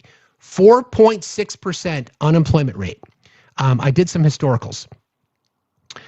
Okay, this is from NPR. They reference BLS data. U.S. employers added just 64,000 jobs in November, according to a delayed report from the Labor Department, while unemployment rate rose from 4.4% in September to 4.6%, the highest unemployment rate in more than 4 years, post-pandemic. The jobs report was initially set to come out earlier this month, but the government's ability to monitor job market was hampered by the 6-week federal shutdown. That delayed job tallies for October and November, both of which were released on Tuesday. The report showed the U.S. saw a net loss of 105,000 jobs in October. That was a large drop in the federal workforce, as 162,000 government workers who'd taken buyouts earlier in the year were officially dropped from payrolls. Again, they created this problem by getting rid of all those people. They created this. So the Trump administration, the job creators, directly have led to inflation and a spike in unemployment. We can go back all the way to, first of all, we can compare job creation by administration. The Biden administration, some of the most aggressive and most successful job creators in modern political history. Not only did they replace the jobs that were lost from COVID, they added jobs. Okay? And that was a trend line. That's part of what the Trump administration inherited. A growth curve when it came to job creation. Now, there's always spikes. There's seasonal fluctuations. But April, June, and July, is that right? 3 of the last 6 months, we've lost jobs. I don't remember any time that happening. I really don't. I don't remember any time that happened. Maybe the Great Recession, 2008, 2009, likely. And then, of course, we saw a lot of that around COVID. I don't count COVID just because that's what it was. But these are Republican-led, political policies, economic policies, driving up inflation because of tariffs, and we're losing jobs. These jobs are not going to come back.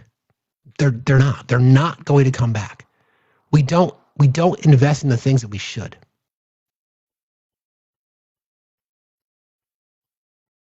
So I think they just dropped Article 2, Section 4. Nancy Pelosi was speaking. What? I'm not sure what you're talking about, Julianne. Let me just check in here.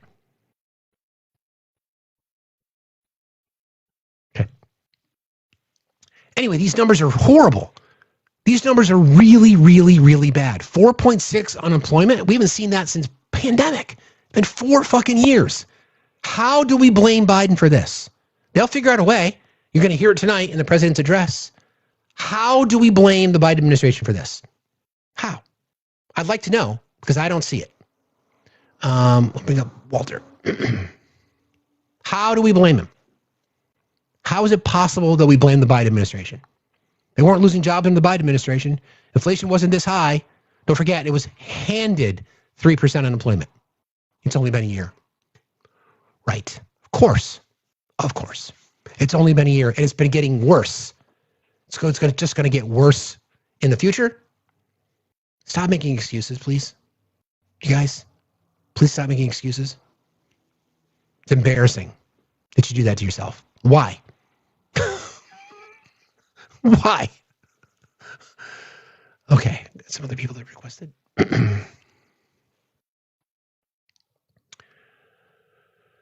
He'll ramble on tonight about nothing. You're right. Good morning, Ted. How are you? Ted?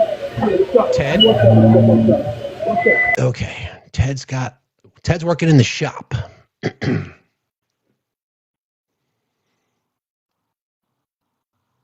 You know a lot about economics? Dude, okay. You know a lot about economics. That's cool. So here's an analogy I'll give for you. You say you know a lot about economics. That's just like a dude talking about the size of his wrench. A guy who talks about the size of his wrench has a tiny wrench, friend.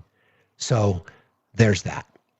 If you lived in colder climates, that's even worse for you. Anyway. Oh my God, I can't. Hello. How are you? I love your humor so much. And thank you. You know what? Thank you too for all information about the 4.6, very informative. Always very informative. Thank 'cause I can't stomach, between you and other creators on here, Parnas and everybody, I can't stand to even hear, it's like that guy works for me and his voice is just like chalkboard, nails on chalk. I just can't. So you guys do a great job. But I want to give, and not make it about myself. I'm not making this about myself at all. This has been a very, very tough week since over the weekend. And there was news out of MIT, a professor was unalive. Like so I just want to remind everybody to please protect your mental health. Please protect your peace. Do not engage with MAGA in the public. I had a run-in last Friday. Hey, if you got to have a imbibe and do the shot game, go to your local store and stay at home. It's cheaper. Have a little party at home. But I do want to spread some happiness. I love this live so much, and I appreciate everything you do, Steve. I'm recovering from abuse out of Ohio, and this is very real. But one step closer to my goal is I accepted a job offer yesterday after 2 years. Congrats. Thanks. Congratulations. That's awesome. Congratulations. Thank you. And if anybody in this chat is looking, is still on the job hunt, please stay persistent. And the only reason I took it, I'm supplementing with a part-time job. I got that on Monday, and then yesterday I got the full-time. So this is a good, I'm keeping the momentum. And, despite the horrible, and the whole thing with Rob Reiner just devastated me. And it just, so little wins that even if you find something on sale at TJ Maxx, it's a win, just protect your mental health. But I took that position just because the economy is that bad and we need to be gainfully employed. You got to do what you got to do right now, and bring joy to yourself. Yeah. So just a reminder, but thank you. Watching your live, I appreciate you. Watching your live is a win. So that's good. Thank you. Okay. Thank you. Congratulations again. Thank you very so much for being here. Let us know Thanks. that. Yep. Yeah. See you later. Take care. See you too. I love to hear these stories, right? I mean, and to be honest, since it's Hanukkah, let's take a little pause. I thought, why not? Let's all celebrate. Let's all laugh a little bit together. Sam, this may require a filter on YT, but I'm going to play it anyway. So, in honor of Hanukkah, here you go.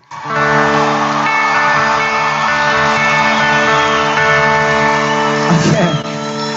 This is a song that there's a lot of Christmas songs out there, and not too many Hanukkah songs. So wrote a song for all those nice little Jewish kids who don't get to hear any Hanukkah songs. Here we go.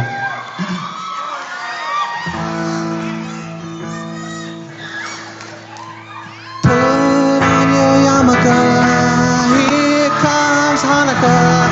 So much Hanukkah to celebrate Hanukkah.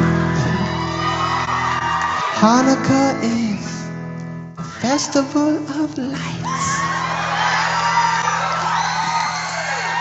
Instead of one day of presents, we have 8 crazy nights. When you feel like the only kid in town without a Christmas tree, here's a list of people who are Jewish, just like you and me.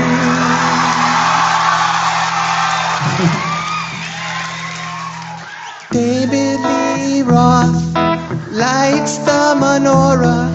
So do James Conn, Kirk Douglas, and the late Dinah Shore. Guess who eats together at the Carnegie Deli? Bowser from Sha-Na-Na and Arthur Fonzarelli.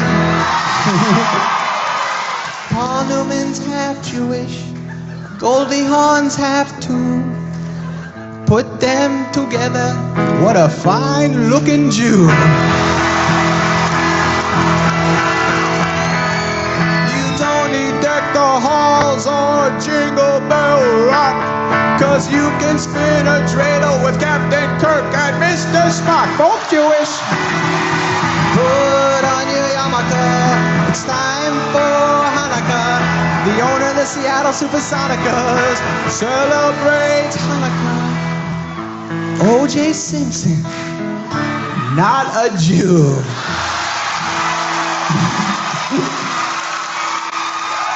But guess who is? Hall of Famer Rod Carew.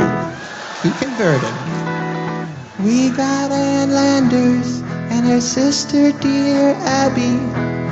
Harrison Ford's a quarter Jewish, not too shabby.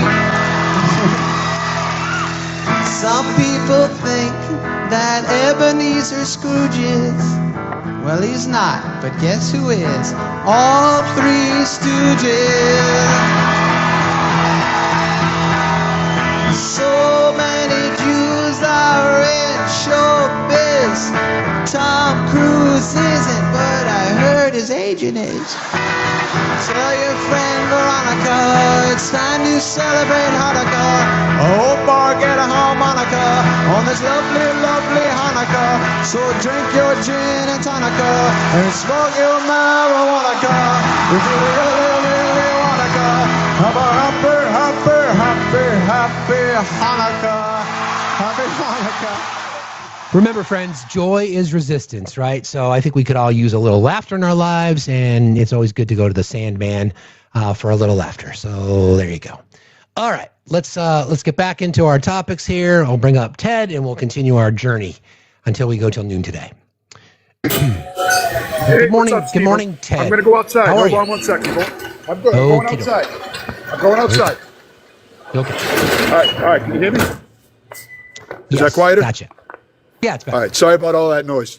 Hey, I want to go back. I want to go back a little bit. You were talking about the Wiles stuff there, about her saying Trump has, alcoholic tendencies. I am an alcoholic. I am a recovering alcoholic. 1,399 days today. But anyway. Congratulations, man. Congratulations. Thank That's you. Great. She's not wrong. I said that during his first term. It's crazy how much he resembles stuff that I do or did. It's just nuts. And I don't take that as an insult. I don't. So I just want to throw that in there. Yeah, I think she was. I appreciate you saying that, Ted. And by the way, congratulations on your sobriety. I know it's a journey. Thank you. I think that what she was alluding to, because she grew up, because her father was Pat Summerall, which I did not know, was a hardcore alcoholic. So she just was pointing to, these are things that my dad did. These are things that alcoholics do. So I don't think she was trying. I don't think she was trying to diminish people who are struggling with their sobriety. I think she was just calling out something. But I appreciate you saying that. I was talking about what you said earlier, that you didn't want to. You didn't want to. Hey, bro, I can't hear you. I can't hear you. You got a lot of background noise, friend. Your phone's away from your mouth again. All right, I'm sorry, buddy. I'm going to go. I got to get back to work. Steve, I love your show. Thank you. Thank you, pal. See you later. Yeah, there you go.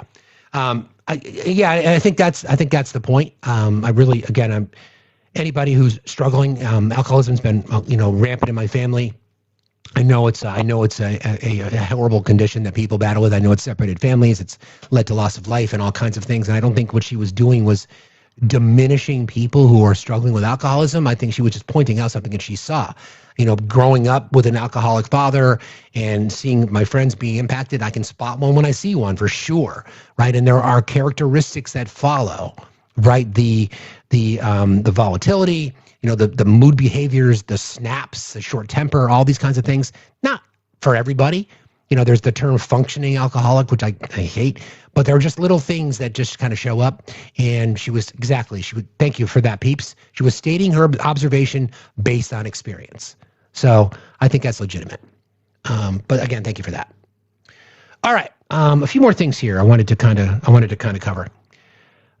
Let's talk about Lady G. The reason I want to bring up Lady G, and then we're going to talk about the United Nations and the United States.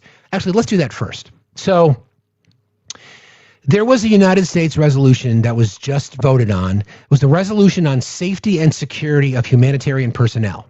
The UN General Assembly adopted a resolution reaffirming the obligation of states to protect humanitarian and UN personnel operating in conflict zones around the world.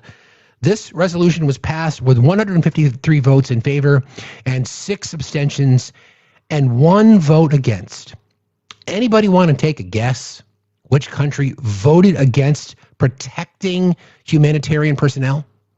That would be the United States of America. Focus on safety and security of humanitarian workers, reflecting growing concerns over attacks and the need for international protection. The United States of America, the only country that voted no. This is the statement.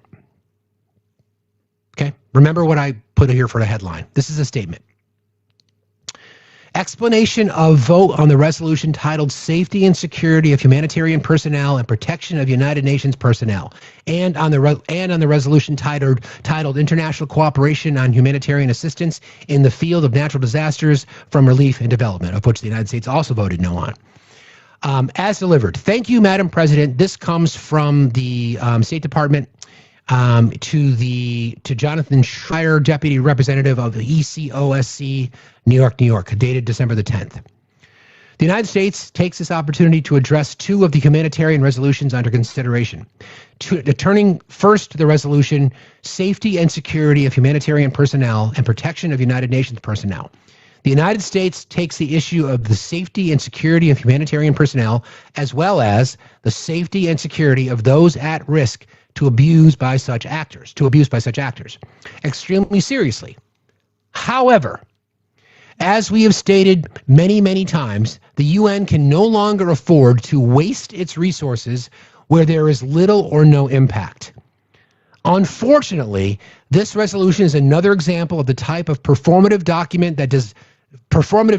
that does little more than waste UN and member state resources while failing to meaningfully improve the lives of our collective citizenry. In addition,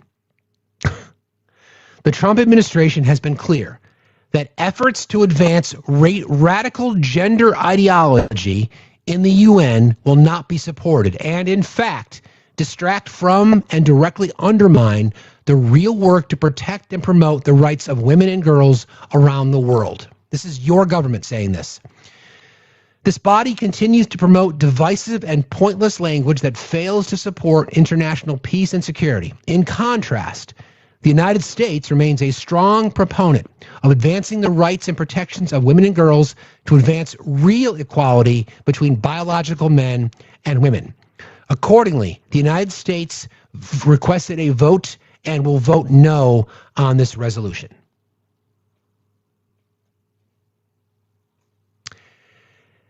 A resolution to protect the safety and security of humanitarian personnel and protection of the United Nations personnel around the world. 153 countries voted for it. 1 country voted against it. And that was the United States of America, the land of the free, the home of the brave. And the argument, this is the sentence that got me. The Trump administration has been clear that efforts to advance radical gender ideology in the UN will not be supported and, in fact, distract from and directly undermine the real work to protect and promote the rights of women and girls around the world. This body continues to promote divisive and pointless language that fails to support international peace and security. In contrast, the U.S. remains a strong proponent of advancing the rights and protections of women and girls to advance real equality between biological men and women.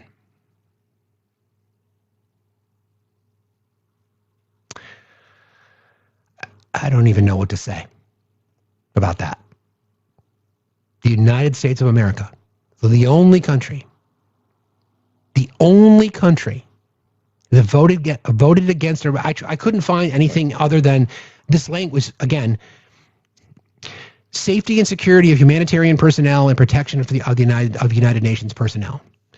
Part 2, the second resolution on international cooperation on humanitarian assistance in the field of natural disasters from relief to development. This is another example in a growing list of performative resolutions that detract from the United Nations core mandate of maintaining international peace and security. UN resolutions should be short, actionable, and forward-looking. Instead, many resolutions, including the one before us, continue to include problematic language that undermines member states' trust and confidence in the important work of this body.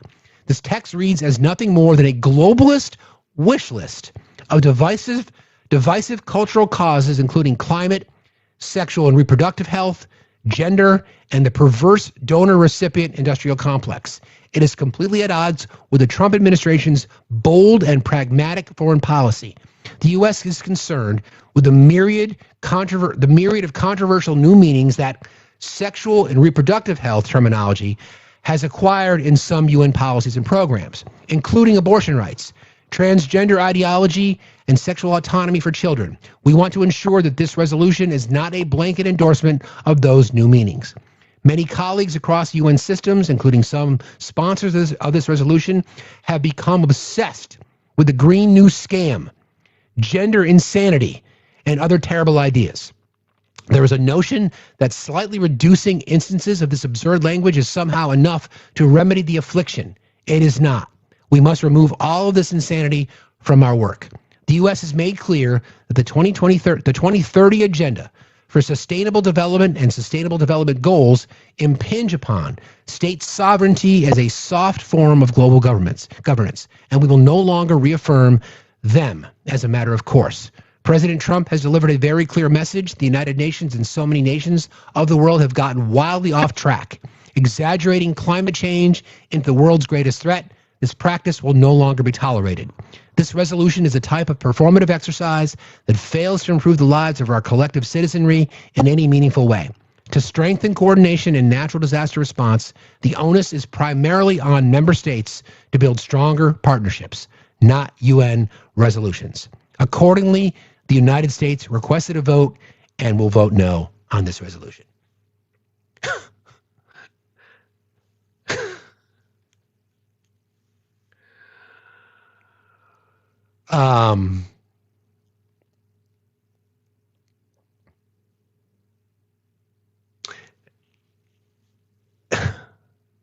It's a lot to digest, right? It is Project 2025. It is Christian nationalism. It is the whitewashing of our history. It is the elimination of diversity, of equity, of inclusion, of accessibility. It is literally ignoring the rights of people who just want to fucking exist. And now the United Nations, of which the United States was a founding member, the United Nations and the United States vote to basically say, listen, we can't support that because there are words in there that trigger us.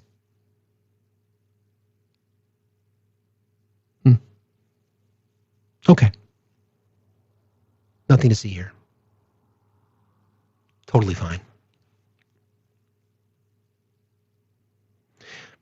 Just think about that for a second, right? The UN and the United States, a resolution to focus on the safety and security of humanitarian workers, reflecting growing concerns over attacks and the need for international protection. The United States just couldn't comply with that. Instead, nope. Can't do that because there's some gender stuff in there. Okay. All right. Speaking of that, this is the president talking about NATO and the United Nations, and he's got his acronyms really fucking screwed up in his feeble, childlike mind. Here you go. Or other than the fact that we are involved in a negotiation because people want us there. Ukraine wants us involved very much. Europe wants us involved. I have a great relationship with the countries of Europe. As you know, I took GDP. I took what they're spending as a percentage of GDP, but it was at 2 and they weren't paying, and now it's at 5, and everybody's amazed. Okay, two things. First of all, he's confusing the United Nations and NATO. He's done this before, okay? That 5% is, a lot of it's coming back to the United States. So let's break that down. Actually, somebody just told me to check True Social. Did he say something that is just so fucking horrible that we need to address it? Hold on.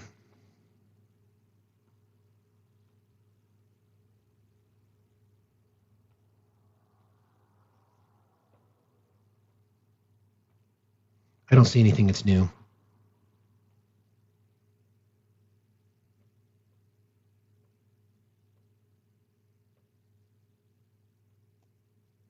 I don't see anything that's new. I think I got most of it covered. On Venezuela, I read that one earlier. Let's fact check the president. Danny's advice. Let's fact check that. In his rant, he talked about 5%. No NATO country spends 5%. Two ways that NATO members spend their money. Direct funding and indirect funding. Direct funding would be the military budget, the civil budget, the security investment programs. For 2024, NATO's total direct common budget is a few billion euros. And then indirect funding, which would be national defense spending. This is what people usually talk about when discussing NATO spending. Each country spends money on its own military, troops, equipment, infrastructure, training, etc. NATO has a guideline, not a legal requirement, that each member aims to spend at least 2% of its GDP on defense. This national spending is the biggest part of NATO defensive support, far larger than the direct budget. 2% is the guideline. This benchmark was agreed to in 2014 to ensure countries shared the burden more evenly. At the 2025 Hague NATO Summit, leaders agreed on a new long-term goal where by 2035, members would approach 5%. Trump's claim is that people are doing it now. Not even close. For example, the United States is not even the biggest as a percentage contributor to NATO defense. It's Poland, 4.1%. U.S. at 3.4, Estonia at 3.4, Latvia 3.2, Greece 3.1, Norway 2.05. The U.S. has the largest national defense budget, so of course, as a dollars perspective, we would contribute the most. So our fucking president does not even know how this works. I remember I was hosting a live a while back, and I've asked this question. I was waiting for somebody to give me this answer. I said, how does NATO work? And this person, well, people spend a portion of their money towards them. I'm like, yeah, where does the money go? This person said, we give it, they pay the United States. There are people in this country who believe that NATO countries give their commitment to NATO to the U.S. like we're the fucking bank. Doesn't work that way. Has never worked that way. So once again, our president, cool, NATO doesn't work, Stretch. Cool, glad to know you. Glad to know that. The only time that Article 7 has ever been used, which is the protection for all NATO countries, is when the U.S. was attacked. When the U.S. was attacked, 9/11. So, yeah. So NATO countries came to our aid. The reason that Poland and Estonia and Latvia and Norway, by the way, are Article 5, thank you. Article 5, you're right. The reason that those countries have such a high investment is because they neighbor with fucking Russia, right? So stop with your fucking bullshit. Give me a fucking break.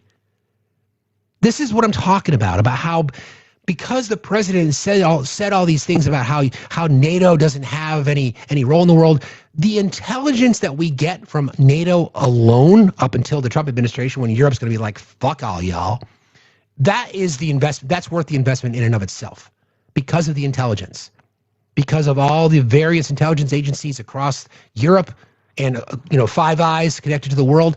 It's just ridiculous for people to say this shit. NATO countries are going to be looking at the United States like, now I can't rely on you as a partner. Why should I? Especially when you go to the UN and you don't even want to vote for humanitarian protection for personnel on the ground. Make that make sense. But nope, can't do that. Can't do that. All right, we're going to close today with Lady G. Lady G is a political opportunist. Lindsey Graham. Senator Lindsey Graham is a political opportunist. He's been the guy who he called Donald Trump a religious bigot and a kook and all these kinds of things. That's who Lindsey Graham is. He's always been that way. He will shift with the tide. So the situation, the horrible events on Bondi Beach in Australia really got under Lindsey's skin. So he decided he needed to blame somebody. So this is what he did. Have a lot to do with this. I blame the terrorist. But Obama allowed ISIS to come about when he withdrew from Iraq. Trump destroyed the caliphate, killed Soleimani, and got out of the Iran nuclear deal. And the dumbass Biden, the biggest dumbass on the planet, withdrew from Afghanistan, obliterated our borders, and rejoined the Iran nuclear agreement, making the Ayatollah flush with cash. And you're wondering what we're dealing with. Trump had him in a box. He killed Soleimani, the chief architect of terrorism in Iran. He destroyed the caliphate. He had him in a box. We had the Abraham Accords where people were recognizing Israel, and dumbass Biden comes along and tears it all up. Obama and Biden have a lot to do with this. Okay, interesting. Interesting that you would say that, Lindsay. Dumbass Biden, the stupidest person on the planet. Well, it's funny when you have the receipts, Lindsay, because this was just a few years ago, and you were interviewed in a very candid moment, and this is what you had to say about the person that you just called a dumbass and one of the most stupidest people on the planet. Biden as a person, then it's probably you got a problem. Oh, hold on. Hang on one second. Sometimes it's hard to get the very beginning of some of these clips just by the way that they're cut. But here you go. Joe Biden as a person, then it's probably you got a problem. You need to do some self-evaluation. Because what's not to like? Here's what I can tell you. That life can change just like that. Don't take it for granted. Don't take relationships for granted. I called him after Bo died. And he basically said, well, Bo was my soul. We've talked for a long time.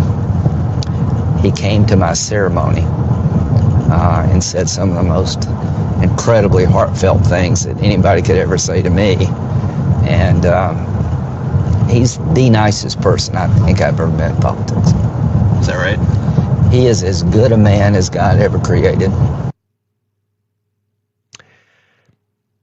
So this sound again? If you can't admire Joe Biden as a person, then it's probably you got a problem. You need to do some self-evaluation. Because what's not to like? Here's what I can tell you. That life can change just like that. Don't take it for granted. Don't take relationships for granted. I called him after Bo died. And he basically said, well, Bo was my soul. We've talked for a long time. He came to my ceremony and said some of the most incredibly heartfelt things that anybody could ever say to me. And he's the nicest person I think I've ever met in politics. Is that right? He is as good a man as God ever created. Okay. Just as a recap, this is what he said just yesterday. And Biden have a lot to do with this. I blame the terrorist, but Obama allowed ISIS to come about when he withdrew from Iraq. Trump destroyed the caliphate, killed Soleimani, and got out of the Iran nuclear deal. And the dumbass Biden, the biggest dumbass on the planet, withdrew from Afghanistan, obliterated our borders, and rejoined the Iran nuclear agreement, making the Ayatollah flush with cash. And you're wondering what we're dealing with. Trump had him in a box. He killed Soleimani, the chief architect of terrorism in Iran. He destroyed the caliphate. He had him in a box. We had the Abraham Accords where people were recognizing Israel, and dumbass Biden comes along and tears it all up. It's interesting when you're infected by the MAGA Kool-Aid, right? When you're infected by hate. When you hate yourself so much, Lindsay, you served in the Senate with Joe Biden. You talked about him in glowing terms before, numerous times.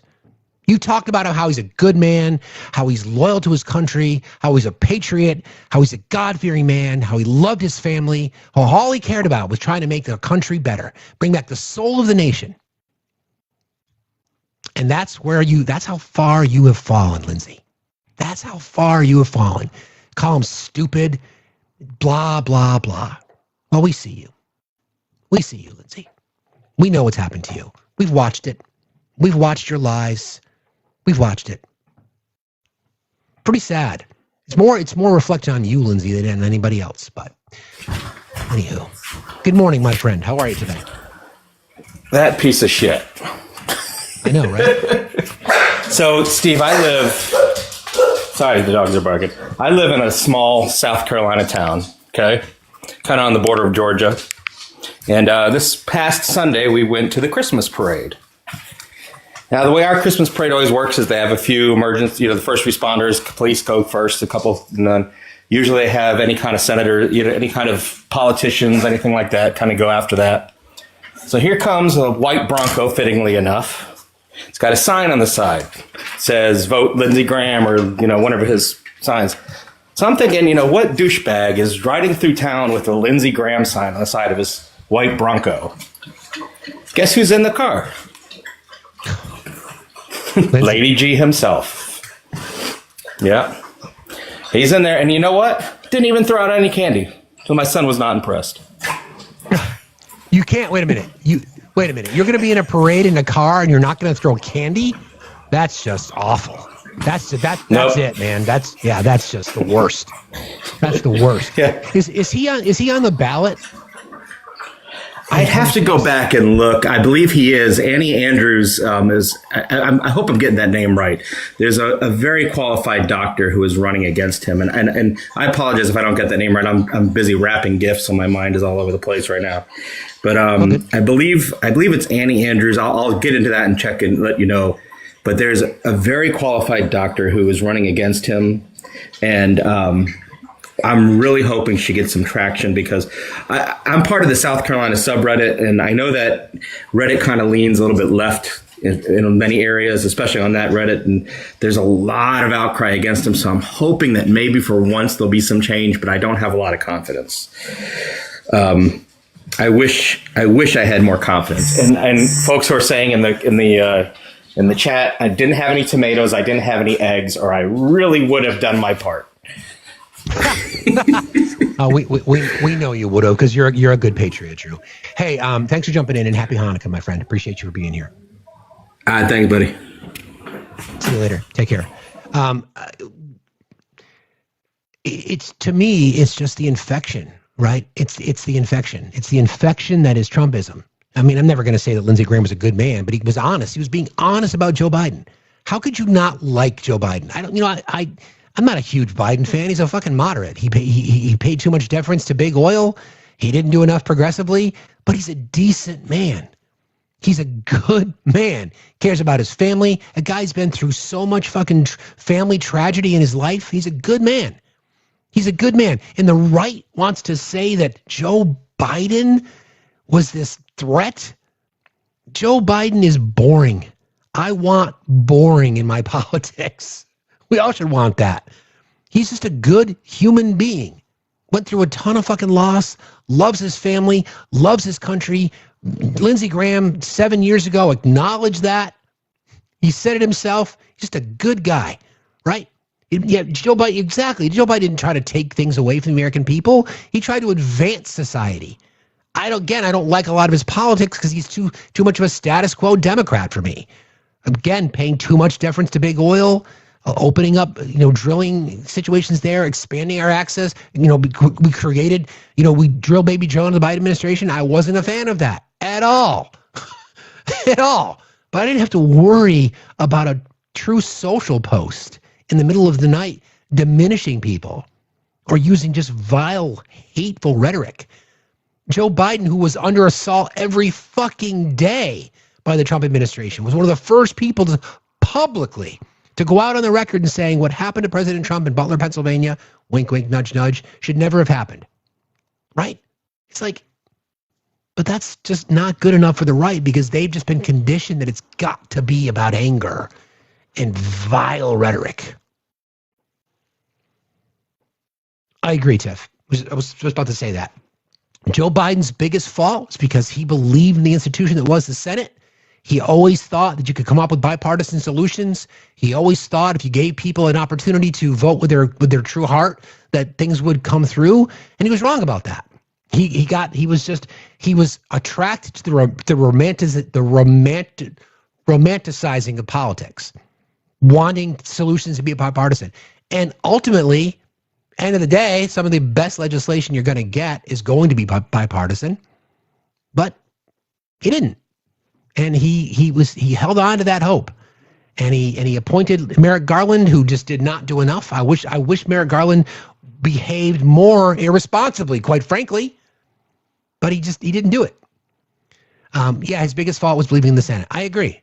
And if that's the only thing you want to criticize him for, right? Compared to what we see now, yeah. All right, so there's some reporting that, help me out with this, Tiff. Are we talking about Jeffrey's Obamacare discharge petition has reached 218? Speaker Mike Johnson and Steve Scalise are in a long huddle with GOP moderates. Let me just check here if there's anything more to this story.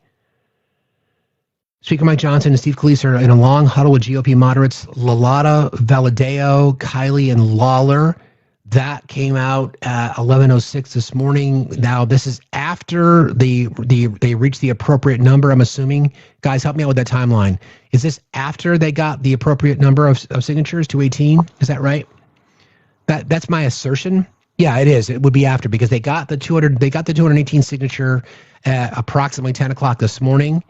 Thank you, Jess.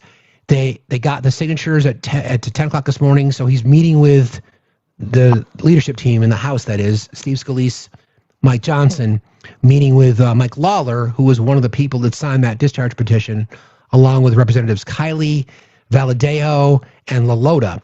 Valadao, by the way, is one of the names who's considering retiring early. Okay, so we don't know what's going to happen there, but I think it's pretty wild, to be honest, that they're trying to meet with this group of people now. But whatever, we'll see. We'll see. Renee, how are you this morning? Hi there. Can you hear me? I can, yes. What's on your mind? Okay, thanks for pulling me up. And I just wanted to say that I found you probably about 2 weeks ago, and I love your show. So I appreciate you. Yeah. I appreciate you saying that. Thank you very much. Yeah, for sure. But I wanted to comment on what, you were talking about Joe Biden. And my thought is we're never going to get a perfect president. We're never going to get a perfect anybody. Of course, there were things that we may not have agreed with him, but of course, yeah. And character matters. And I think we've gone so far from that. And Great. You're right. Yeah. I love boring. And the other thing I'll say about him is I've seen him apologize for things that he's done in his past. Right. I mean, I think we've all done things in our past. We grow, we learn. But this orange baboon that we have is just, I don't know, he's just so vile to me. And I just don't understand how anyone supports him at this point. And I'll land my plane. I appreciate you. Thanks for jumping in today. I appreciate that a lot. See ya. Have a good day. Be safe out there. She's right. We talk about this. I forget the exact quote, but in the quest for perfection, we ignore the good or something like that. That's been that should be a warning, a red flag for the Democratic Party. The left, especially leftists, right? Looking for perfection. Here's your list. Unless my candidate does all these things, they're not going to get my vote. That's fucking bullshit. Then you might as well just check out. Those people, in my opinion, are the ones that are the two wings of the same bird, folks, or two sides of the same coin. Listen, here's the cold hard truth. If we want, I'll speak for myself, I want more people to be involved in our election process. I want more regular Americans, everyday people, to run for office. In doing so, the perfect is the enemy of the good. Thank you. Perfection is the enemy of the good. That's right. I want more people to run for office. With that comes baggage. With that comes skeletons. We are not perfect. There are a few things that are absolute deal breakers for me. If you are violent crime and or crimes against women and children, things like that, those are deal breakers for me, right? Everything else we should be able to look at with a filter to say, okay, this person, as long as they have made, I want to be careful how we say this. If you can accept the issues you've had in your past, address them honestly, with vulnerability and transparency, isn't that what we all want of ourselves? I hate the fact that we feel like we have to hold our politicians to a higher standard. Why? Why is that? Don't we want to hold ourselves to high standards too? So shouldn't we hold our elected officials to the same standards we'd hold ourselves? They're not. We put them on a pedestal. We shouldn't. They're human beings. We're all broken. We're all flawed. We've all got bad backs, bad knees, shit in our past, things we don't want to talk about. That's who we are. That's what makes us human. Our faults, our imperfections, our blemishes. That's exactly, they work for us, Dano. Exactly right. We want people who are human. I want people who have made mistakes. I don't want a person who's the perfect speaker or who's got the perfect, haircut. I want imperfections. I want flaws. But most importantly, I want people who can recognize the mistakes that they've made and address them and be honest and not run from them. I want more people involved in our politics. That's going to require us to be like, okay, I see what that person, they probably shouldn't have said that, but look what they've done since. Integrity, exactly, Giggles. Integrity. Look what they've done since. I think that's a reasonable bar. And again, I agree, Kipper. I think that's a reasonable bar for all of us to hold ourselves accountable. I want to be held accountable for the things that I've done, but more importantly, I want to be held accountable for the things that I'm doing, trying to make people's lives better. All of us. They work for us. Our elected officials do not work for lobbyists. They shouldn't. They don't work for corporations. They shouldn't. They don't work for super PACs. They shouldn't. Humanity. You're as good as your last novel. Exactly right. Good call. All right. I think I've got... I agree, Kipper. I totally agree. I think we'll wrap there today, friends. We've covered a lot today. As a reminder, the discharge petition has been signed. Somebody asked the question. There was a discharge petition introduced by Minority Leader Jeffries to extend the ACA subsidies for 3 years. A discharge petition requires 218 signatures, which is one more than half. 4 Republicans have signed on, so therefore we have the 218 names. It seems like Republican leadership are trying to get out ahead of this, trying to find a thing to say, like, we can't let this happen because if this vote goes to the floor, we're going to lose this vote too. So we will see. The process of the discharge petition, there's a 7-day grace period from once the petition is signed to when they bring the floor vote. The House goes on recess Friday, and they're done through the end of the year. So they have until Friday to figure this shit out. So maybe that's what the huddle's about. I don't know. Anywho, I love you all very much. Thank you for allowing us. I was just about to say thank you for allowing us to come into your bedroom today. That would have been a bad thing. Thank you for allowing us into your home today. Or your work, or your car, or wherever you are. I appreciate you. Hey now. I'll check in later with what the president's doing tonight and how his conversation goes.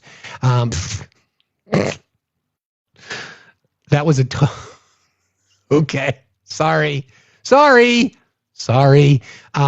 We will report tomorrow as we do. We'll cover the news. We'll discuss what it was that he was talking about tonight, whatever that is. We have no idea what the agenda is going to be, but there's always something to cover. We do this because of you guys and because of the respect and the kindness and the support that you show us.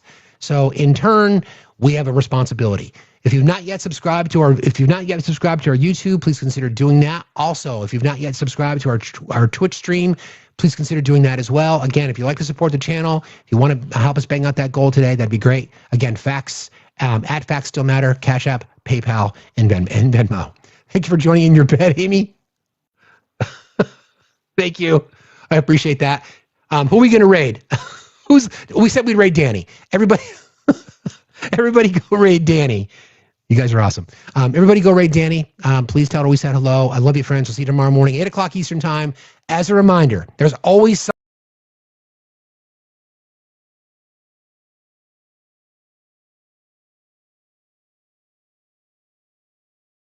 talk shit, get hit. Yeah. There was no see you after school for me. You said that crap, you were knocked out right there. Yeah. Yeah. No, and the little boy that was walking across the parking lot with his mother coming out of Walmart one day, and he was wearing his little Trump hat, and an older lady literally walked up to him and punched it off his head. The kid was probably, I think, like 7. And that right there is how you'll get me to react much more immediately. Absolutely. Right. I'll ignore what you do to me or say to me because I don't give a shit what you think. That made my blood pressure rise just hearing about it. Right. You put your hands on my kid. Oh, it's on. It's on. Like, if there's anything I'll get nasty about in this world, really quick and violently, it is my children. Well, she picked the hat up off the ground, and she wouldn't give it back to him, and he started crying. He goes, "I want my hat back," and his mother kept saying, "Please, lady, I mean, just give my son his hat back." And everyone's there wouldn't be an standing asking. There wouldn't be an asking. She'd be Right. picking her ass up off the ground. I know, but she was asking for her to please give his hat back, and she was being an asshat about it, and yeah, so that's crazy. So I think somebody else took it into their hands and freaking. Though, what would possess you? What would possess you to put your hands on a child in public? They do. Look at the one that screamed in the infant's face that was in a stroller. The baby was in a stroller. Oh, I was so glad for the person in the crowd who stepped up in her face. Like even one of their own stepped up in her face. Like no. Yeah. Blackjack. Here's the release from Enloe Health. The Chico Police Department is investigating a social media post on the personal account of an Enloe Health employee. We are deeply concerned about the